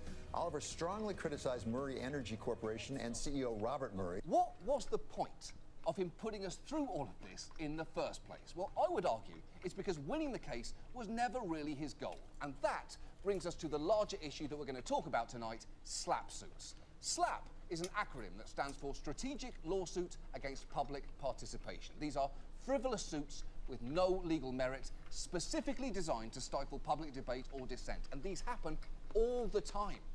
And guess which state doesn't have anti-SLAPP laws? Ohio. Surprise, surprise. And when you do the math, it's just not worth it to try to fight a lawsuit as a... So I guess he can go to Ohio because it's on the internet. So technically you could watch it in Ohio, therefore it falls under Ohio's jurisdiction. Is that right? Small YouTube channel. HBO spent $200,000 defending Oliver, and they didn't even go to trial. I made a whopping $867 on the original TWS video so far. I don't have a Patreon, I don't have YouTube memberships, and I didn't take any brand deals. It took months of research, dozens of interviews, a few days of editing, and now the video will cost approximately $10,000 in legal fees before trial. And if it does go to trial, It could cost tens of thousands more. And if I were to lose, who knows what that would do to my family and I. My wife is pregnant with our third child, and I think most people in this situation would concede, delete the video, and move on. Because what's the point? If I win, I owe thousands of dollars. If I lose, it's even worse. This video means more to Ali than it does to me. Or so he thought. Luckily, I have help on my side, and a good lawyer reached out to me willing to help me pro bono. This doesn't mean it's not going to cost me money still. I might need to travel to Ohio, pay court fees and other expenses. If you want to help me out, I will be organizing a fundraiser in the event that Ali doesn't drop the lawsuit. I am not going to launch a GoFundMe or anything like that currently. If you have a favorite streamer, let them know that I would really appreciate any support, react content, or attention to this situation. Let's first talk about some wins. My video was so impactful, so much so, that Ali tried to copyright take down my video off of YouTube. I assume this happened shortly after the video went live. In the email YouTube sent me, they had lots of back and forth with Ali that most...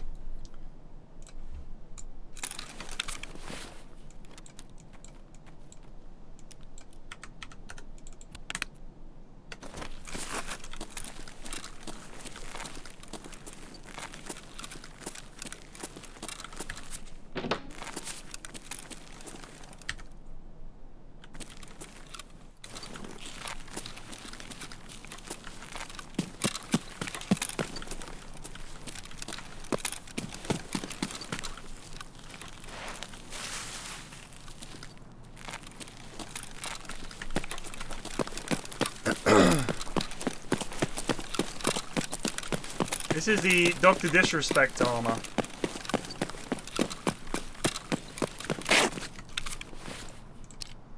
Dr. D body armor. Special edition from the one and only Dr. Disrespect.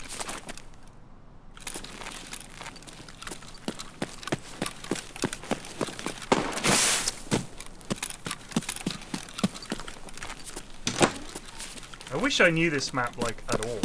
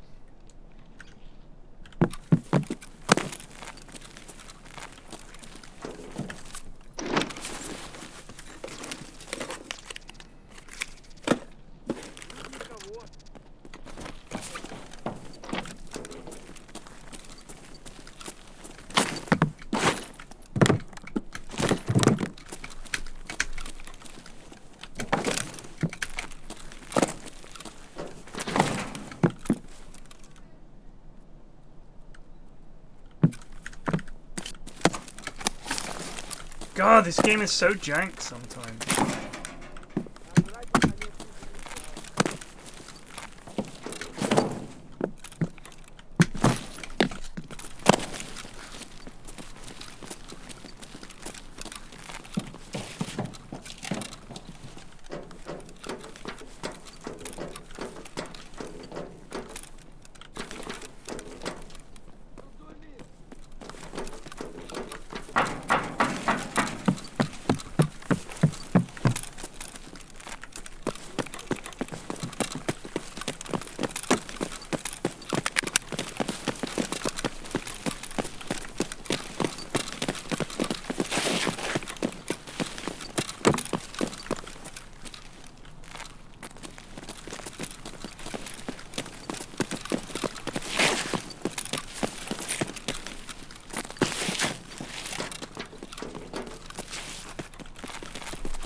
Now we just need to get into a fight. We're mob-handed up here. We're mobbed up.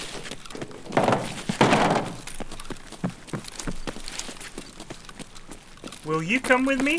Where you going? What are we doing, lads? What's the plan?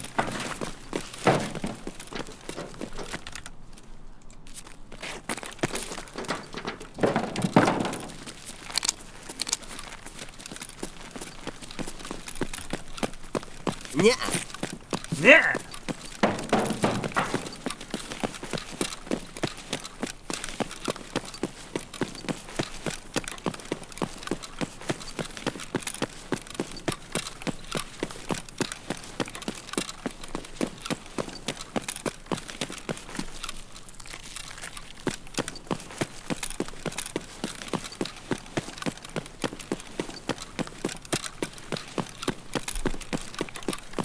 So do you guys know why people think it's Thursday? Because I do. Because Nikita's doing a live stream on Wednesday. So it's Thursday. That's it. That's the totality of the information as far as I can tell. That's what everyone's saying. So some guy on Reddit came up with this theory. Therefore everyone thinks it's Thursday. Could be Thursday. Could be. Could be a completely different day.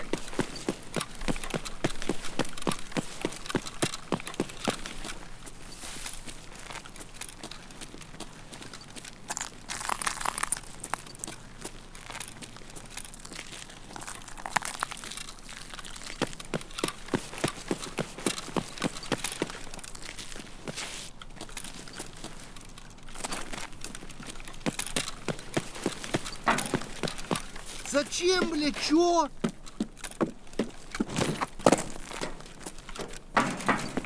Are there any human beings on this map?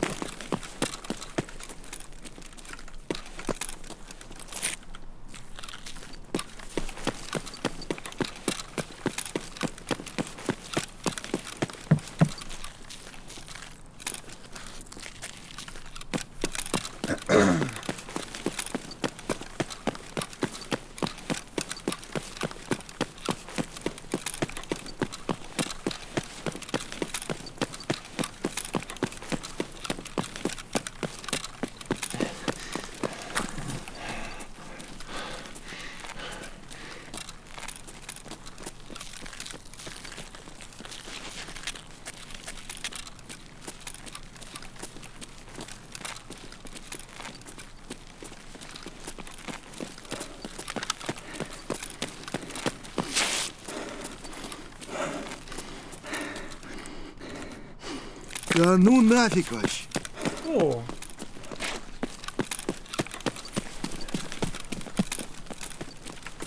They never want to be my pal. See, how is that not actually pineapple juice? It's the exact same model.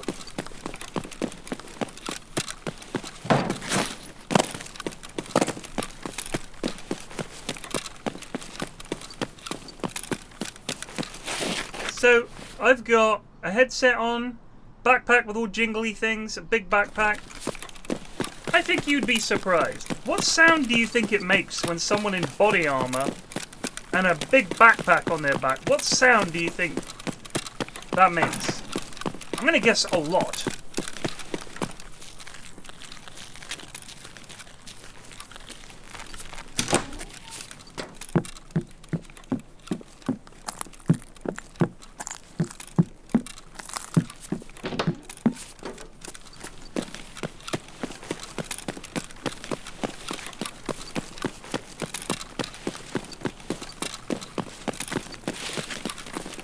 What's up, lads?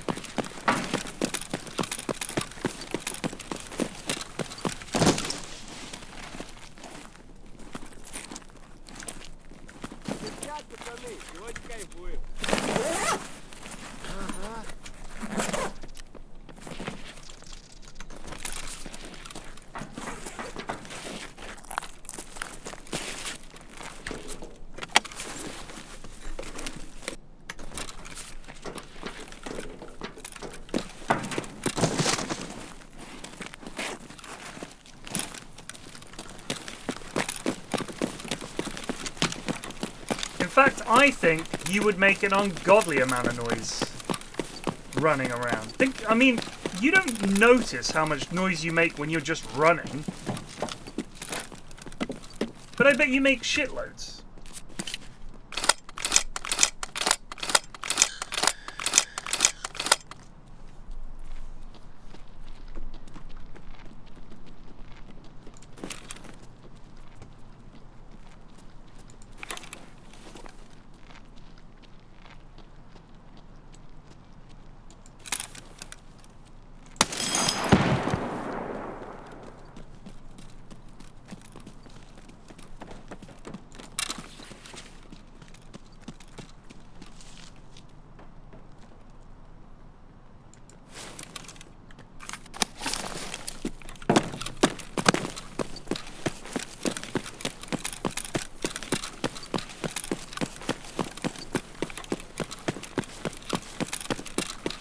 But you're wearing running shoes and presumably shorts and a t-shirt. Вроде никого. Look at this lad. Look at this lad. You're telling me that this is going to be quiet? No, no, no. No, no, no, no.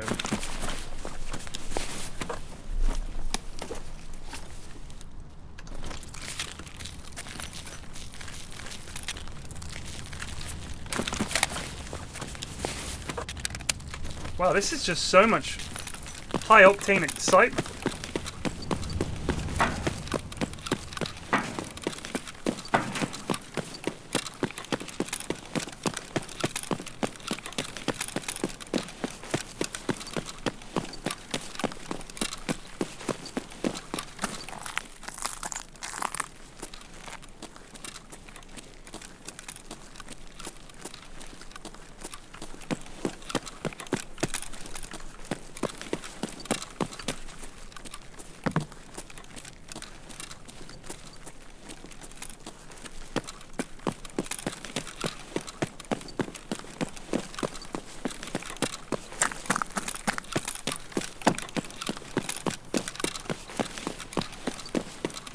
Yeah!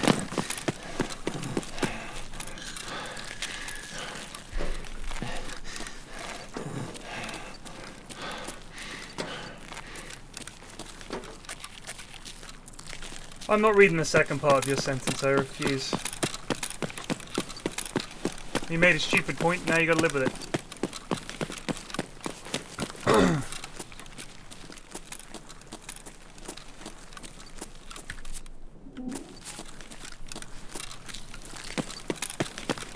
Is there anyone alive on this map?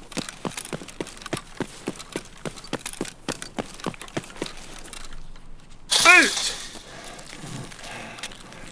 I can't even find,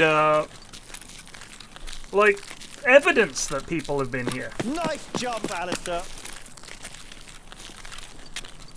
What's down this way? Let's have a look, see. Ah!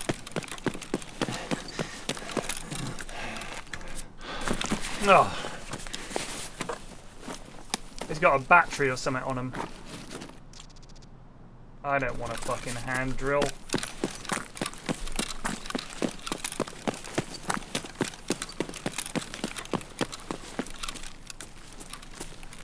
Get the impression I'm about to get shot.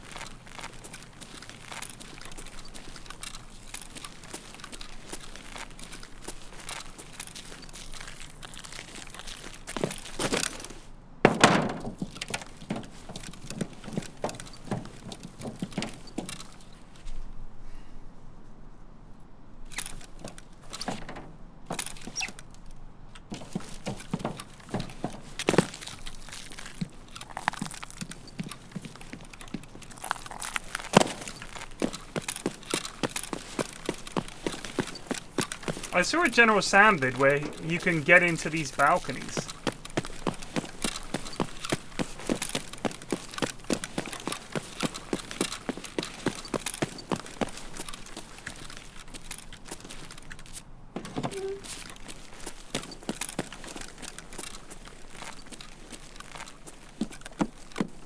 Wonder if they've made it so you can't do it anymore.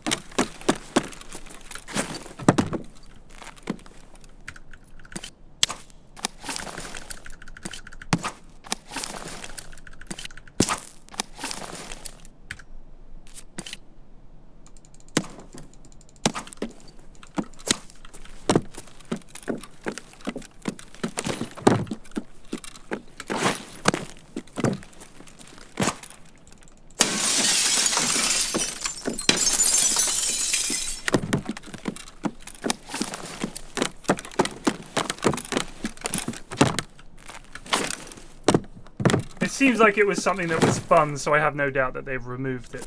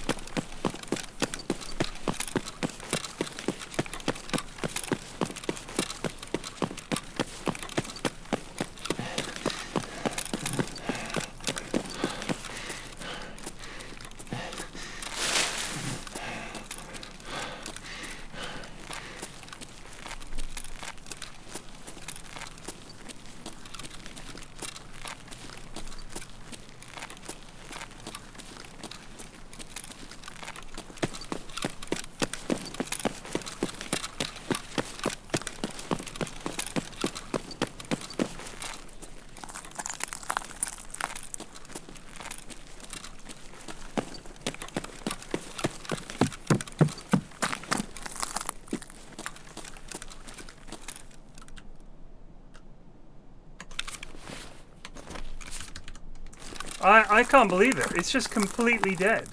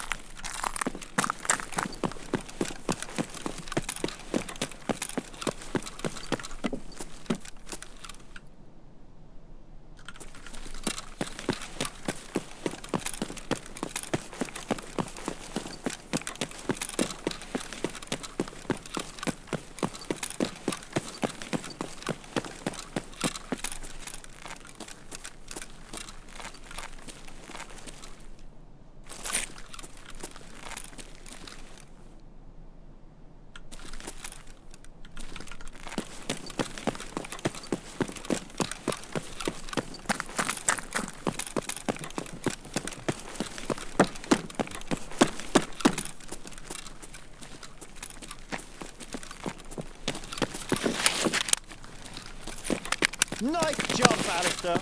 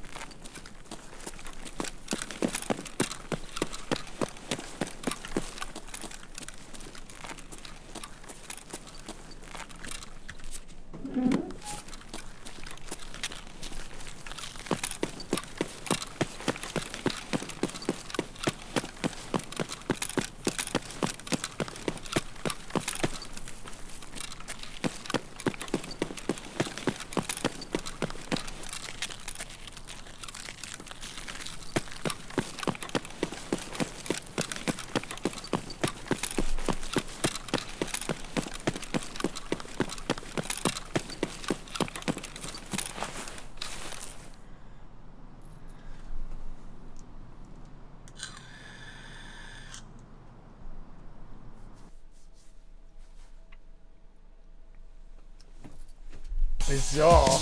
I don't think there was a single soul on that map apart from me.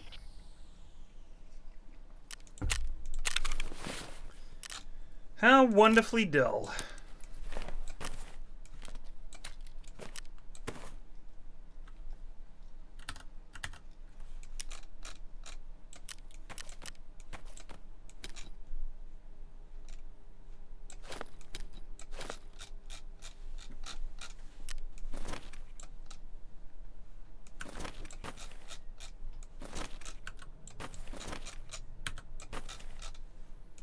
Who here has seen the film Proof of Life?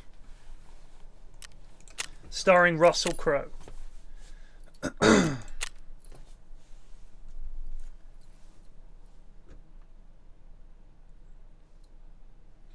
It's not a very good movie, but it's got a really good ending. The gist of it is he's hired by Meg Ryan to get...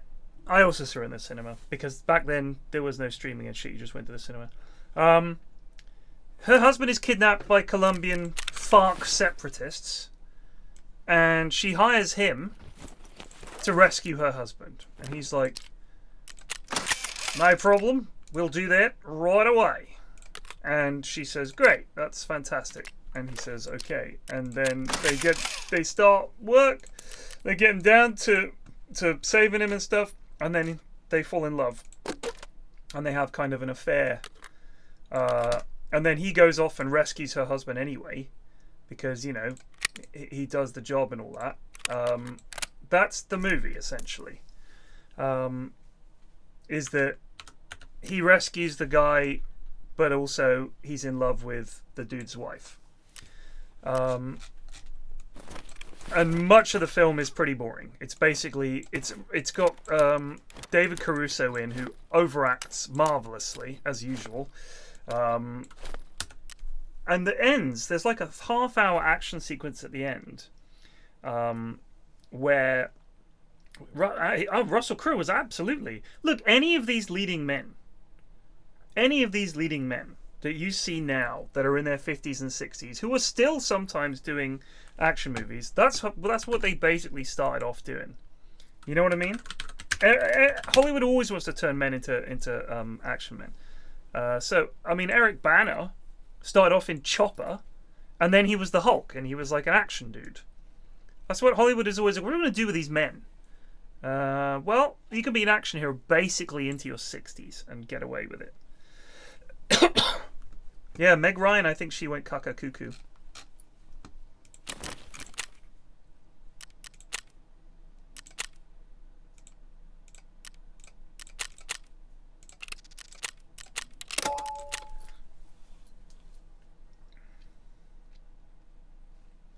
She had a lot of surgery done. I remember that. Because here's the only way that it works. There are several paths you can take in Hollywood, right? Your career path. You can be Meryl Streep, or someone trying to be like Meryl Streep, a woman who is a leading actor from basically the get-go.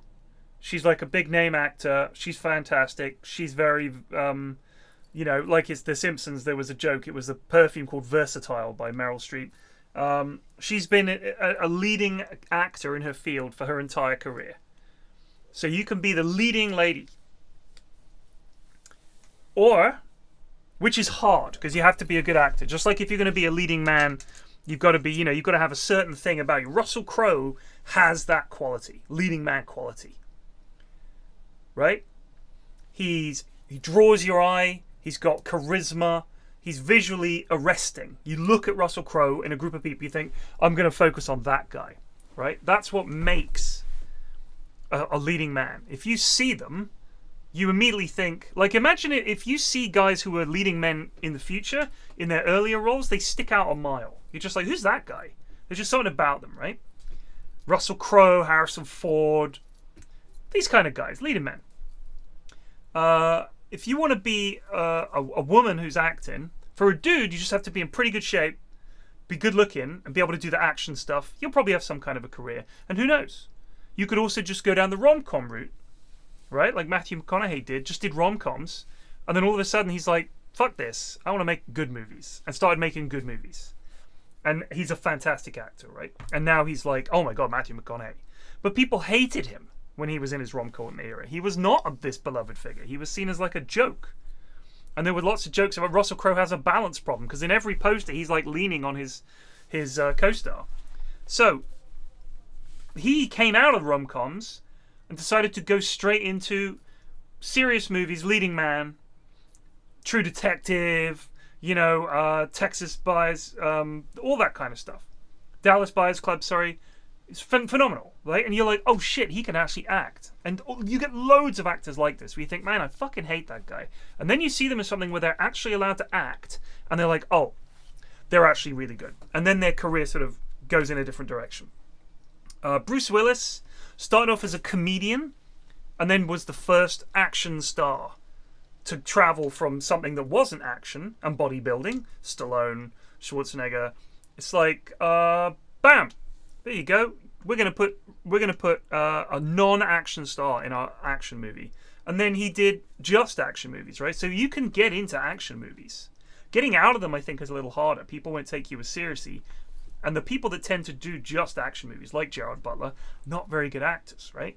They're just quite big lads, and they have a gruff voice, and they seem masculine, which is what you want in an action movie star. For women, yeah, Chris Pratt. Chris Pratt started off as a lovable goofball, and then he became action guy, right? Easy to get into action movies, and people quite like the transformation of, oh, did you see Chris Pratt? Yeah, he's Jack now, and look, he's like, he knows what he's doing, all this kind of stuff. Like Keanu Reeves started off making really goofy movies, and now the John Wicks and all that, people love it. Dudes get into action. It doesn't really matter how old you are, you can do it. For women, if you are beautiful, you can be the love interest du jour.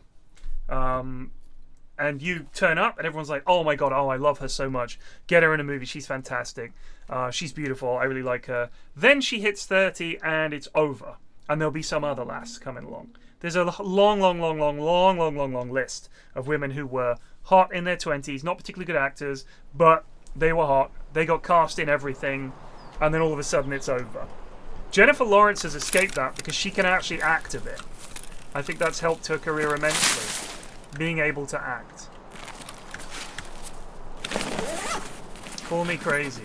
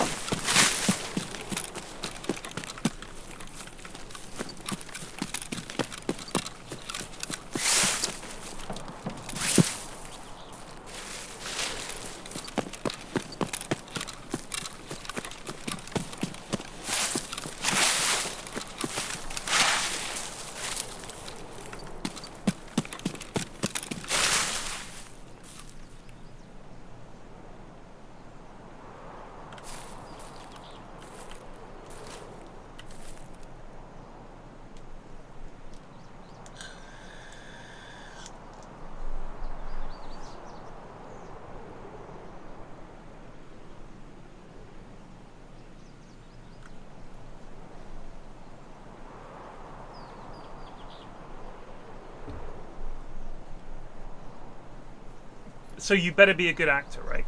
And then what you can do, you can be a woman who's acting in her 20s and gets all the hot roles, and then you have to take 30 years off. Maybe you get a TV show, and then you can come back, and everyone can be like, oh man, she's so good. You're not allowed to act in your 20s as a woman, very rarely. You're just meant to be hot.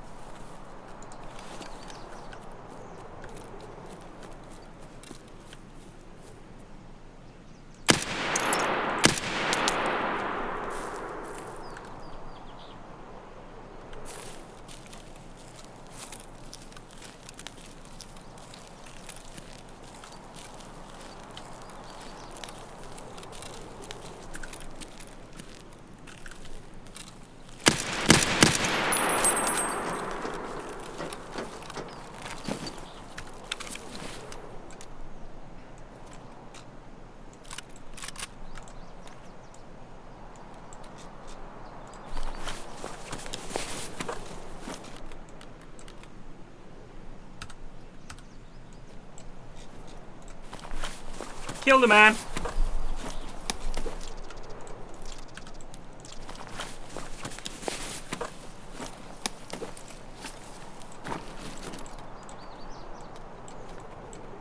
We're dead.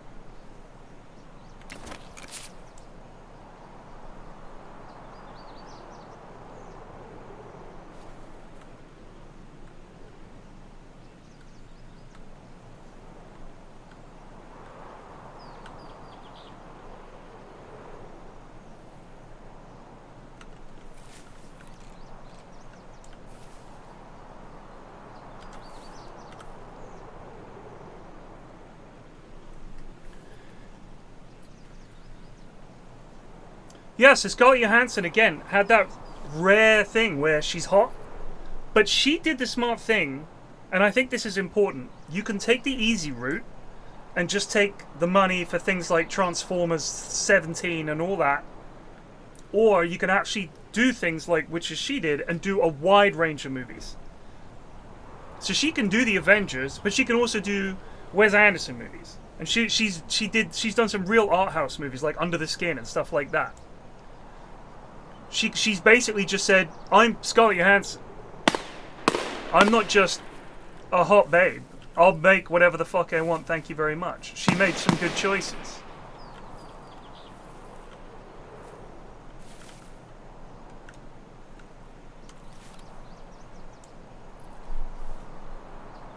Yeah, Lost in Translation, that kind of shit, right? She was like, I'm just going to make some out there movies and people will immediately not associate me with just being in one thing. She was 17 in Lost in Translation? Damn.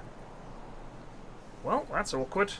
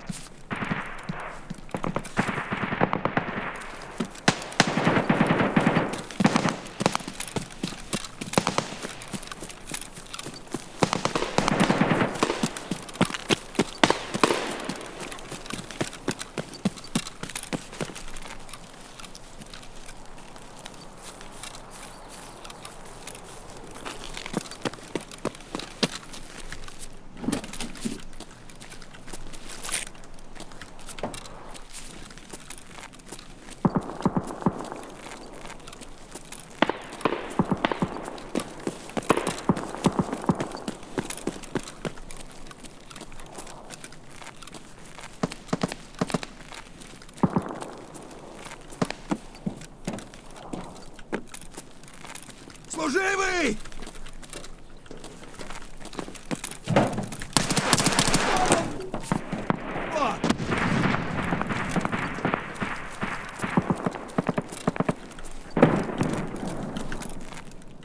Sorry, who the fuck is shooting at me?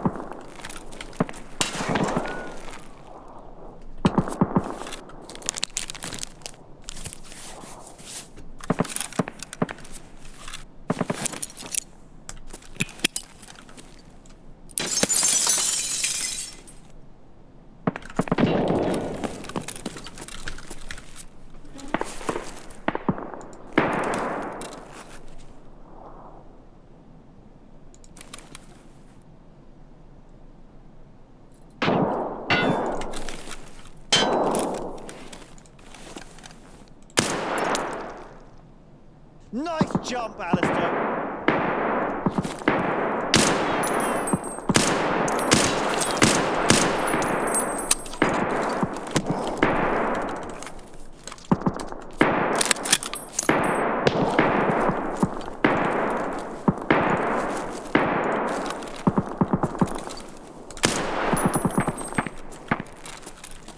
I can't even fucking see this guy.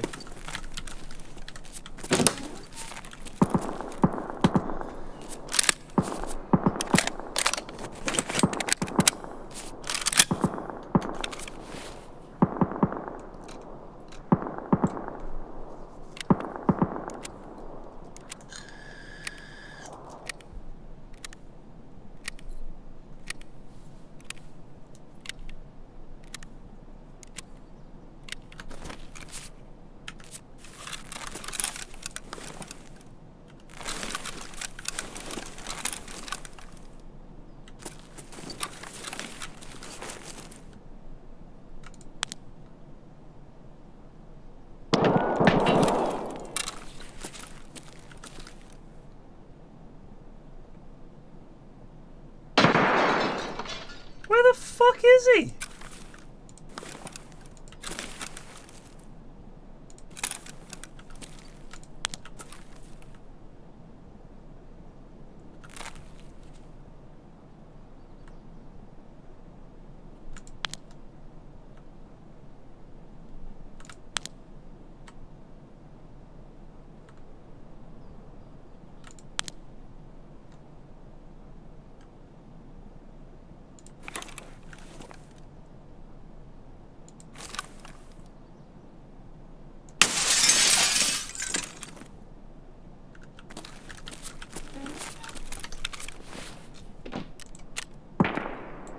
Right, he was up in that little room over there.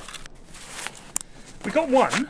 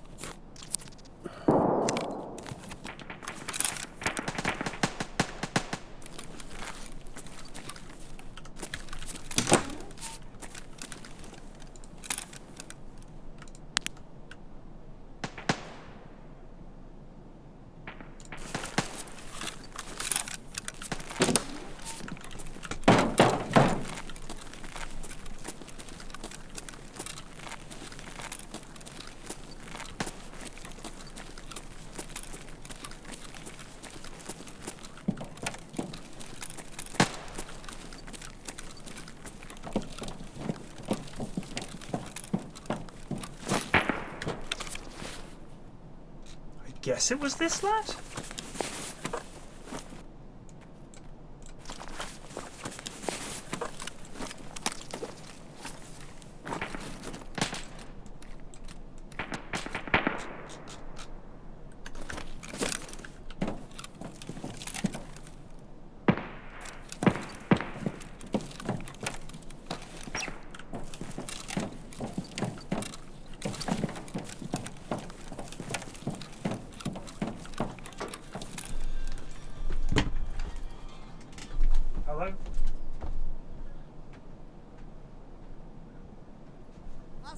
Вот тот паренек в белом, красава!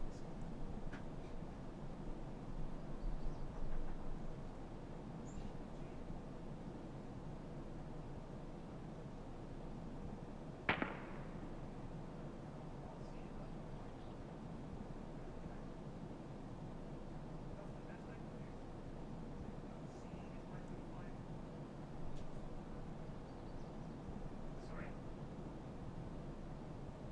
Right, yes, I will see the pin number. It's on the app.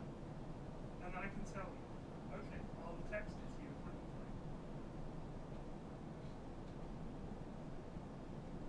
Matt?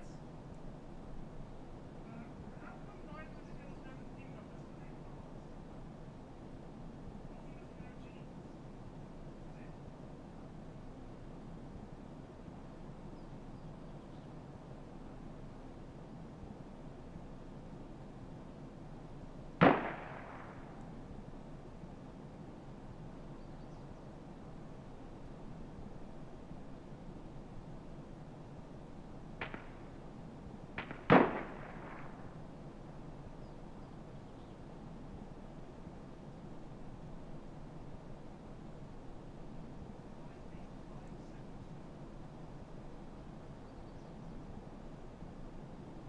Check, see if it works.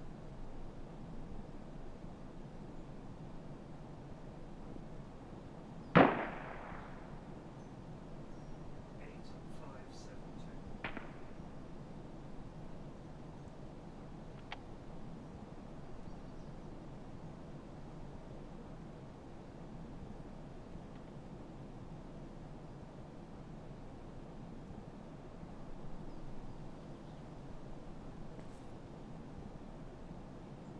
Okay, there you go. I'll text it to you so you've got it. Alright, bye-bye.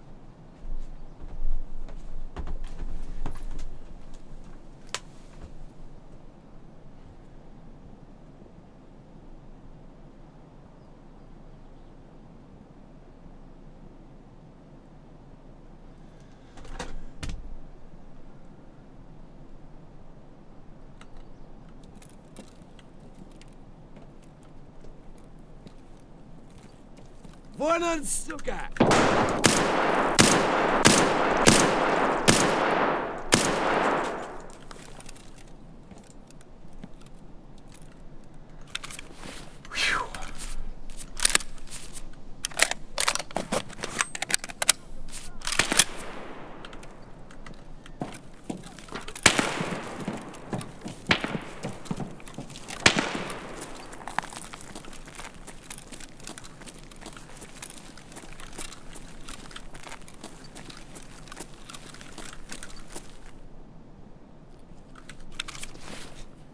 Probably the lad who was shooting me earlier, eh?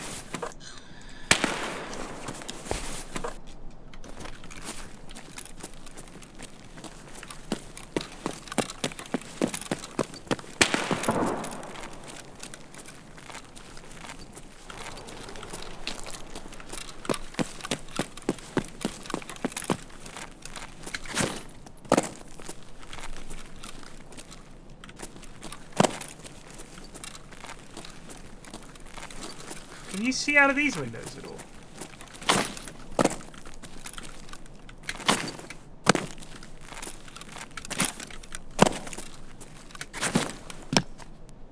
Guess not.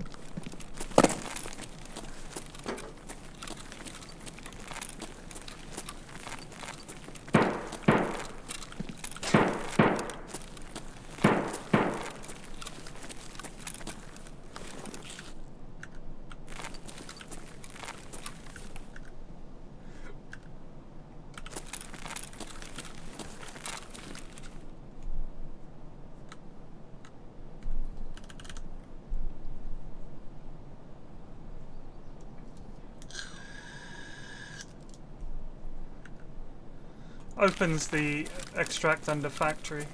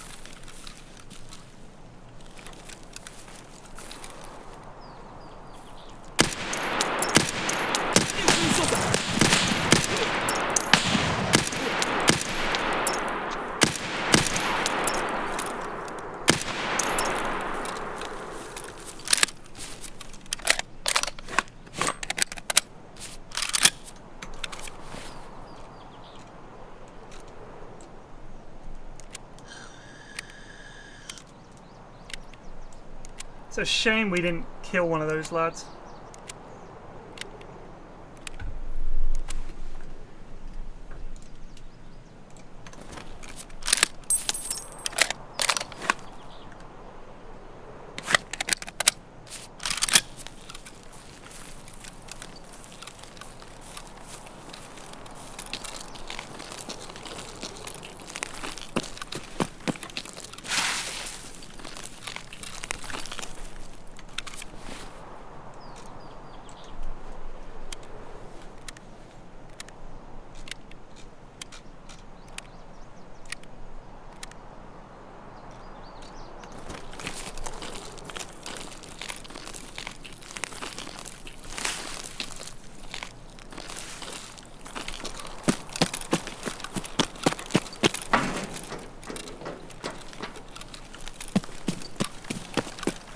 If we make it to Roadblock, I wonder if it'll be fucking Roadblock Rodeo again like last time.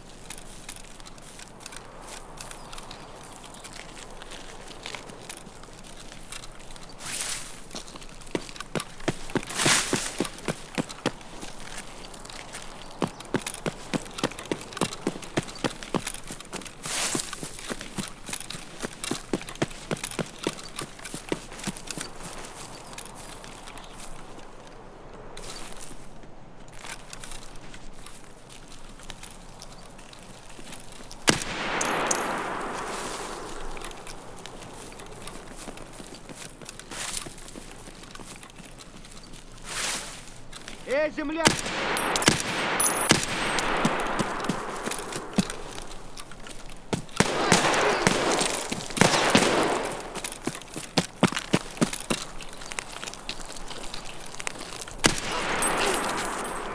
Хуйло, вот хуйло!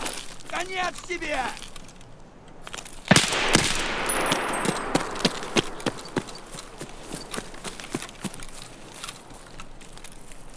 Да ты...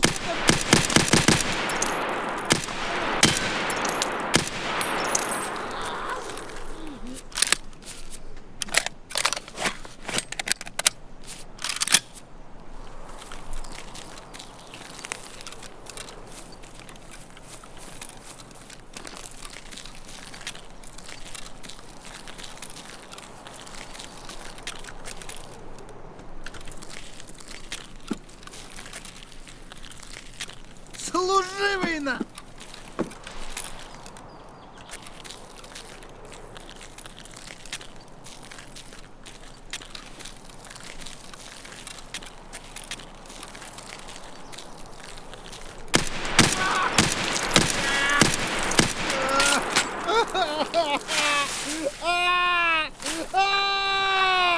Jesus, I'm sorry! Oh.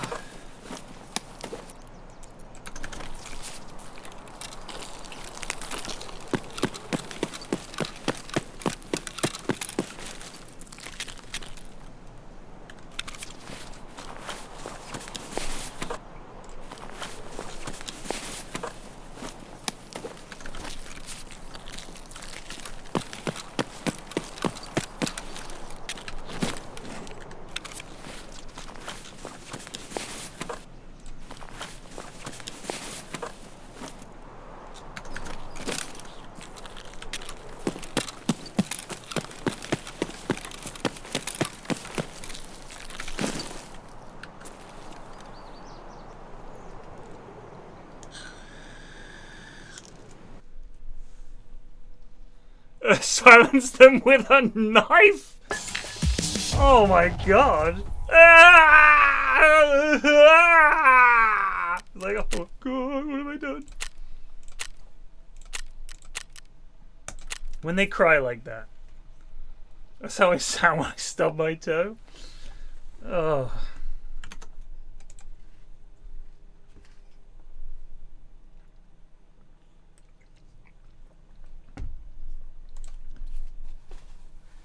General Sam vids. I was reminded that if you don't take the game, but like, when did I enjoy Tarkov the most?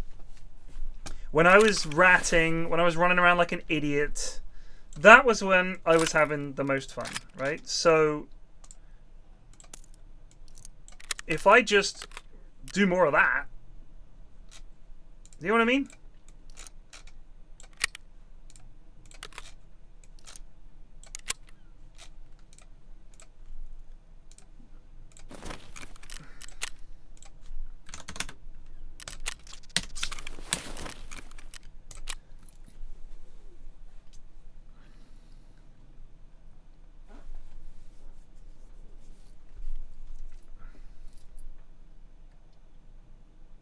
Oh. The Chad Slayer is only good for very specific locations. It's got to be up close and personal.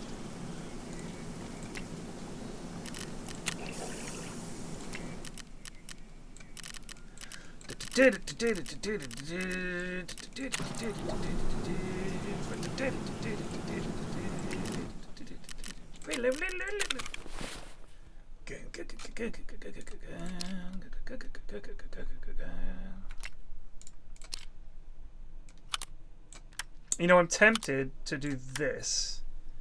To get rid of this and get a fresh one.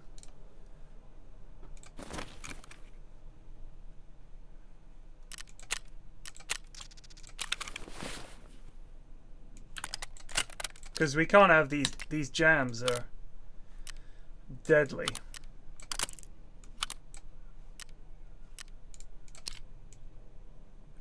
Sorry, what is this? Dovetail. Oh, we don't need it on this one. Sick.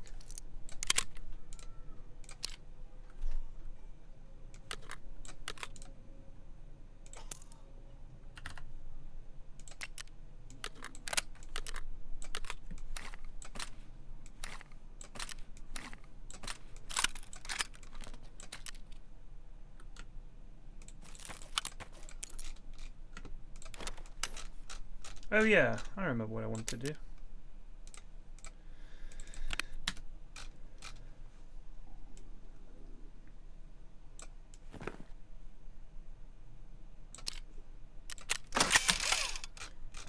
Traders, therapists, sell.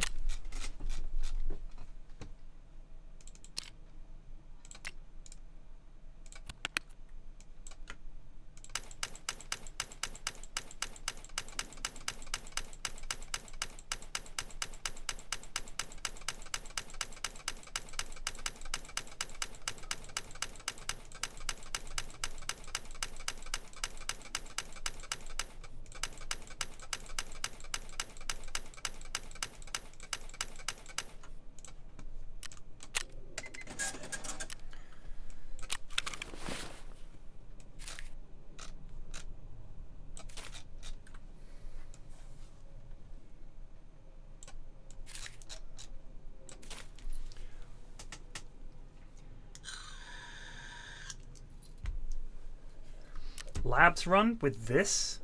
With this loadout? I don't think so.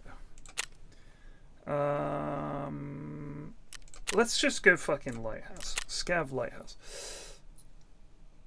We just made 1 million rubles selling dog tags.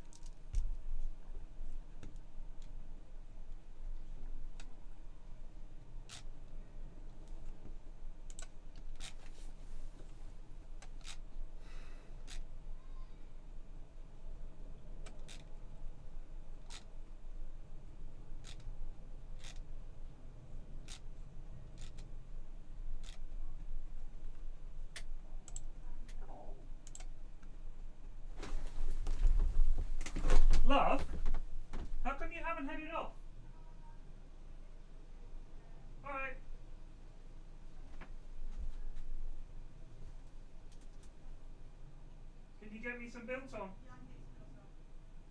Party mix. Why does she refuse? But you do need to get your hair cut, Gene. This would be a good time.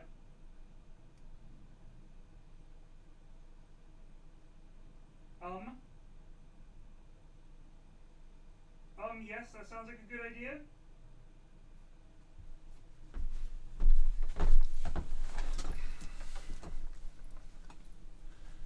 Oh wow, look at this guy, Escape from Tarkov. I have 2.5k hours in the game. Wow, and it's both my favourite and least favourite game. However, 90% of the time I play with at least one teammate and I can chad the fuck out when I do. However, this game still terrifies me and trips my anxiety like crazy when solo, so I always find myself playing only like a rat. I think that's the only way to play solo, is rat style.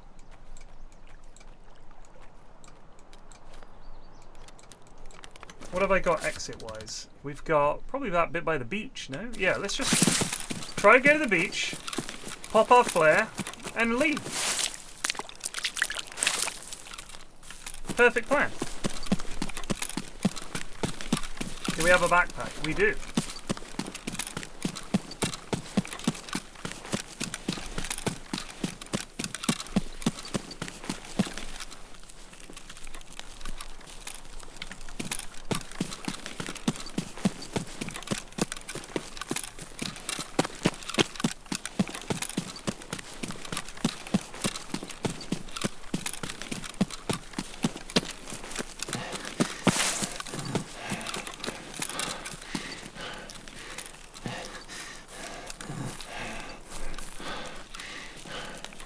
Minutes left. Christ.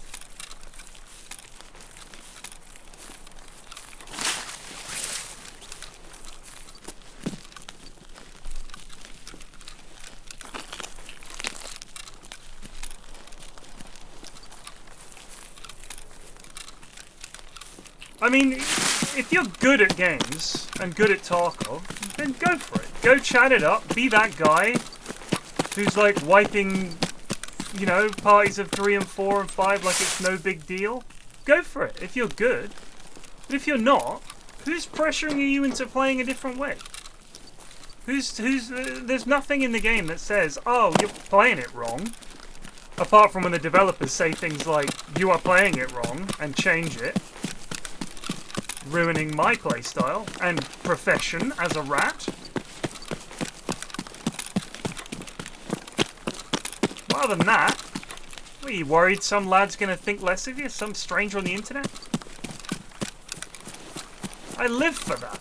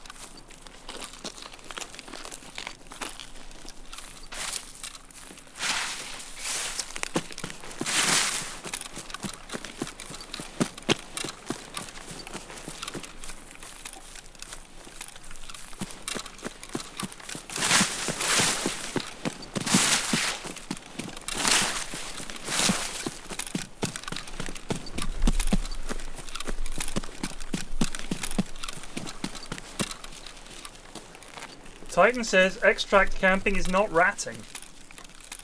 Where are you getting that from, bud?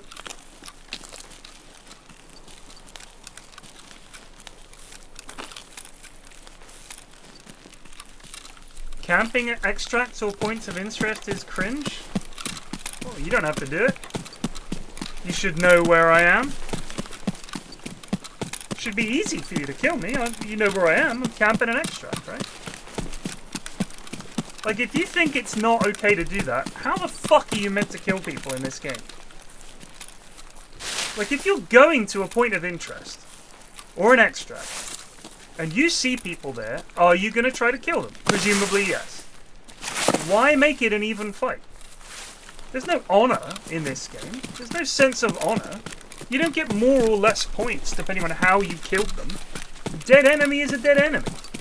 If I do it by betraying them, if I do it by camping them, if I do it by ratting, extract, whatever it is, it's fair game. It's the whole point.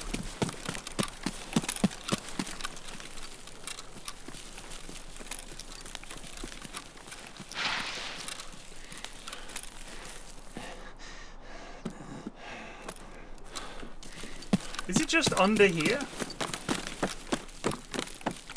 Why did I think the grotto thing was here?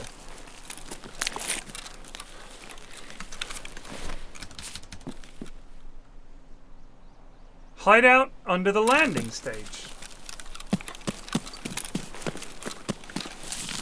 Oh, it's there. Okay, alright, let's not go in there yet.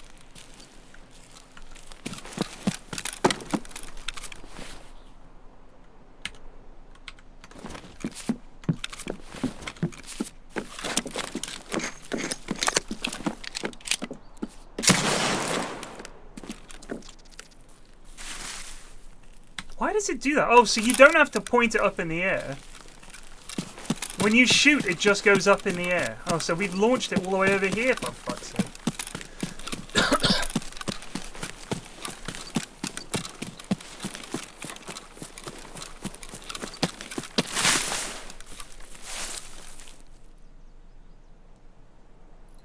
I didn't see a congested airspace thing. I remember the grotto now.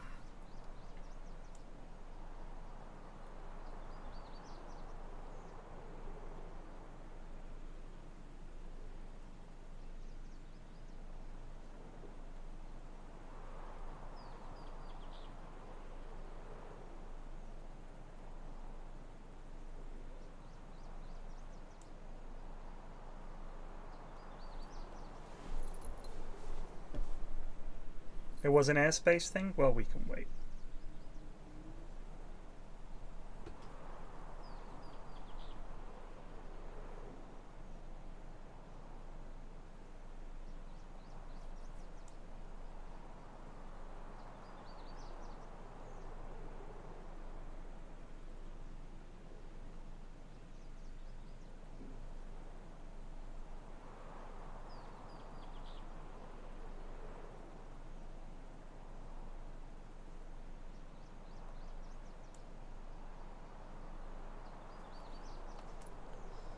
Someone's cat watching my stream.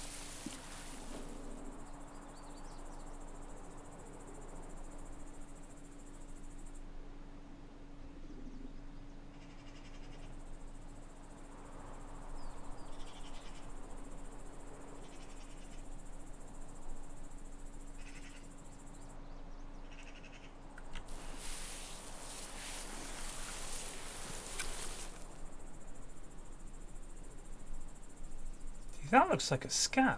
So who was doing the shooting?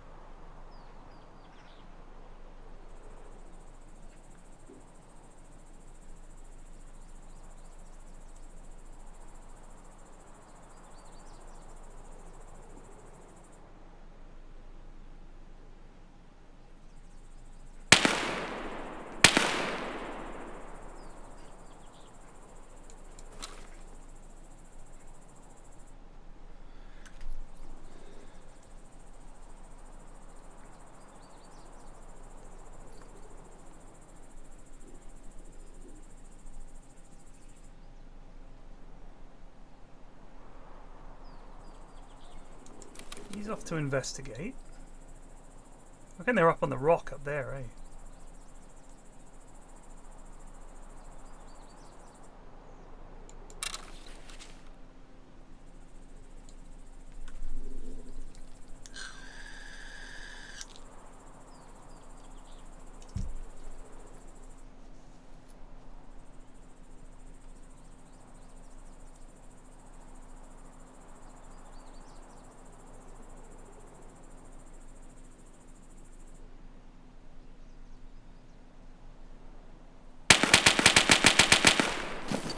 Alright, I gotta know what's going on over here.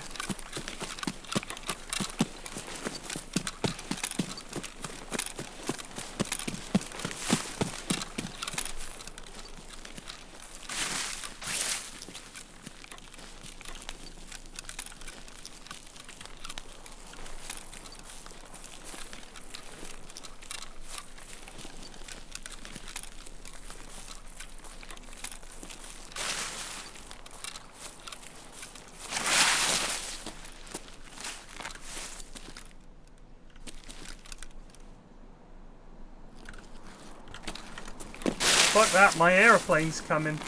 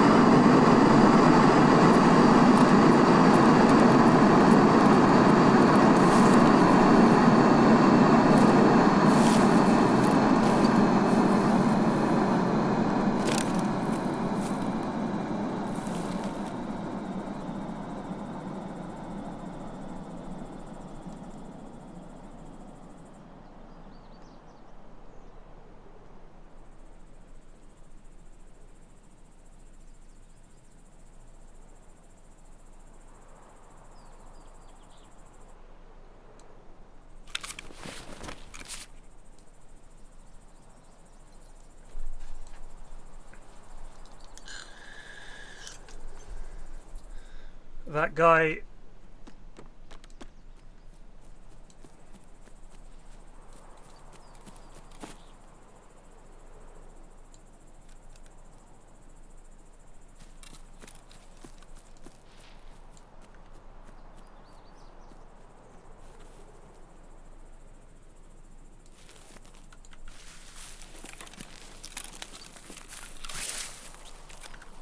that you listed correctly as being right there is just a scav, though.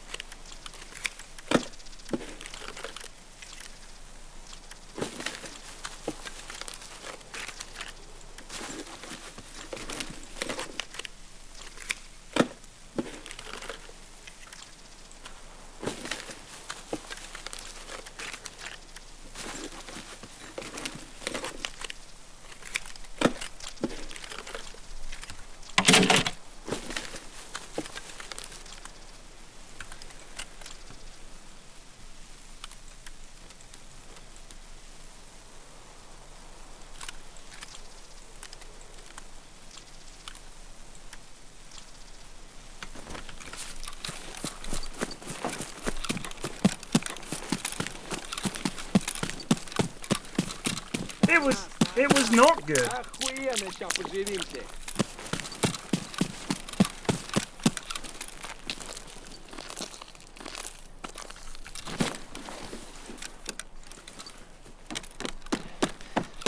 That lad absolutely running himself silly.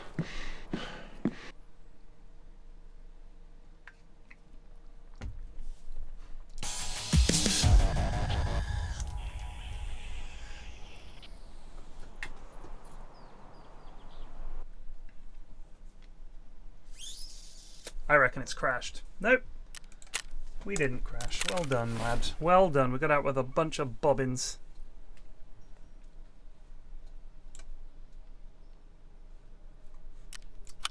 That's alright.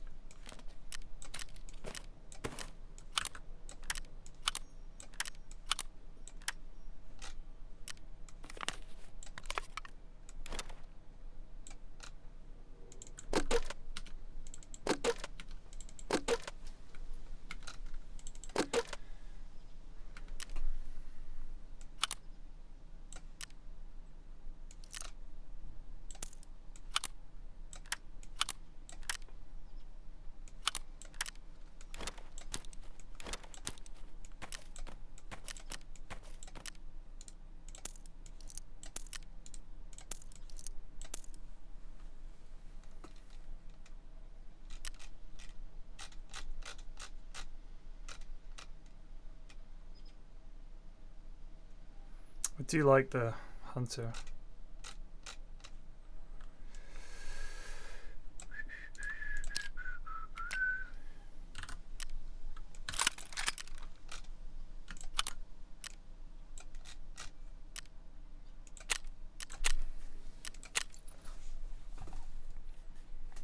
Best game you've played this year?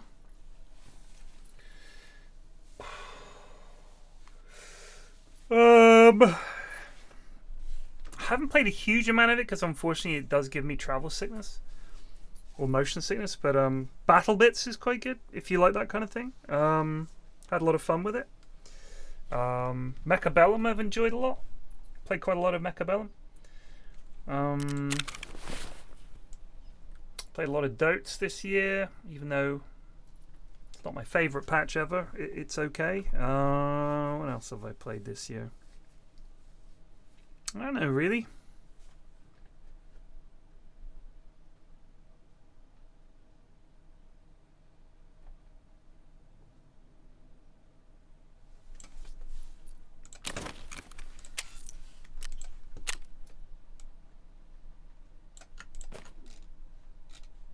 Nothing jumps out at me as like game of the year that I can think of.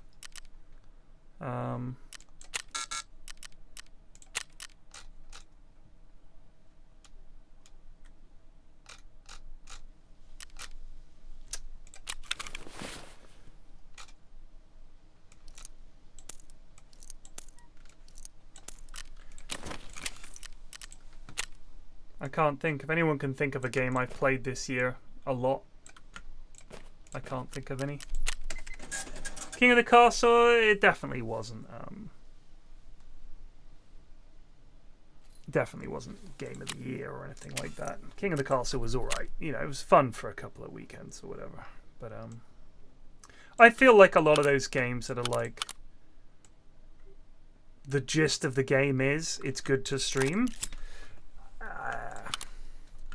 It doesn't work for me. I think it's silly to just have a game that's really only playable under that specific circumstance of you're playing it on stream.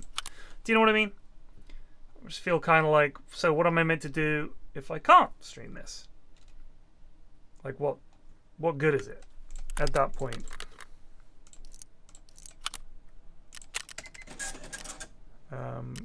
So like I get why people enjoy it, but I just think, what's the angle here? Because I'm not gonna buy this game as someone, you know, if I didn't stream, I wouldn't buy it. What would be the point? Do you know what I mean? So I just think these are something like Fall Guys you can be introduced to by a streamer, but then you go off and play it by yourself. You know, you just play it with your mates or whatever. Or you just jump in solo. Whereas something like King of the Castle, it's like you wouldn't want to play that with just a bunch of guys you didn't know. That would suck.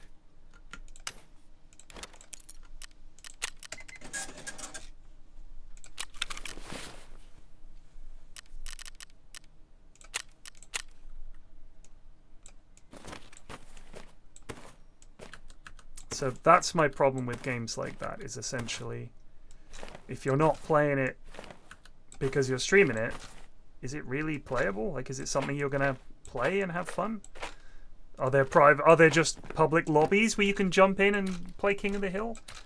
Because it requires coordination between the factions. I feel like it also is at its best when you're able to wind up your chosen streamer. Like, that's essentially the selling point, isn't it? Is it's you essentially against the streamer. It's like a competitive stream game, if you like. Because the objective is to make sure that they don't get the things that they want voted through, and if they do, you kind of fucked up. So in that regard, it's sort of a competitive game between the streamer and his audience, or her audience. So I just don't really know how that functions if you don't have an audience. If you're streaming if you're not streaming, if you're just playing it with some randos, it doesn't make sense at all.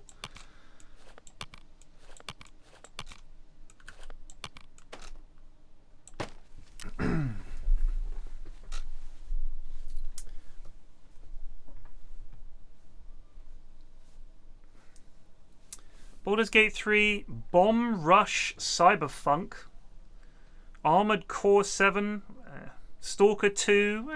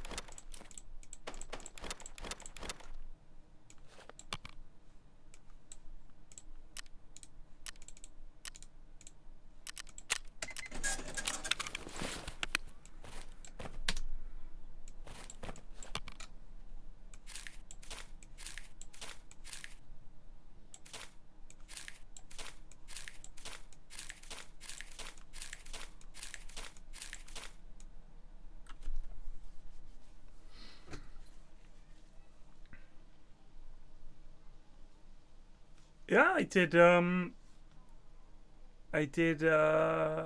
don't know what TBS is. Multiplayer TBS. I don't know what that means.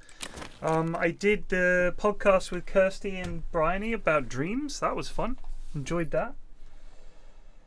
I don't know what Armored Core is. In all honesty, I've got no idea.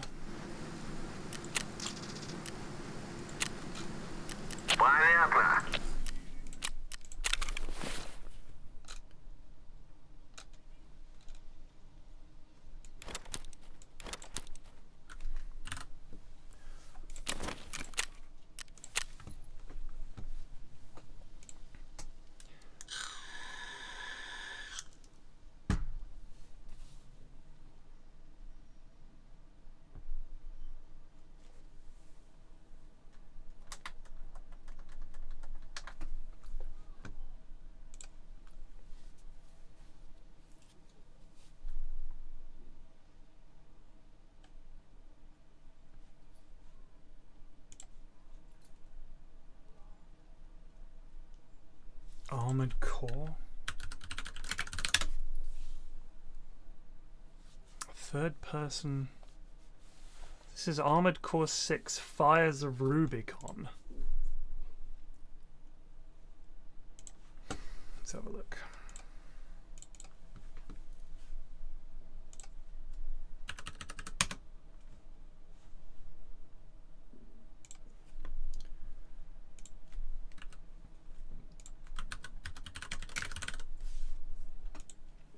£50.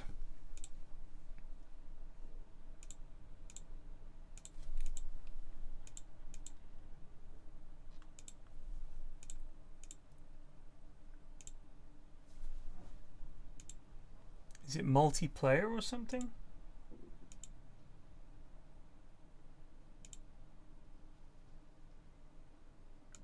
So it's like, is it like Elder Scrolls but you're in a mech?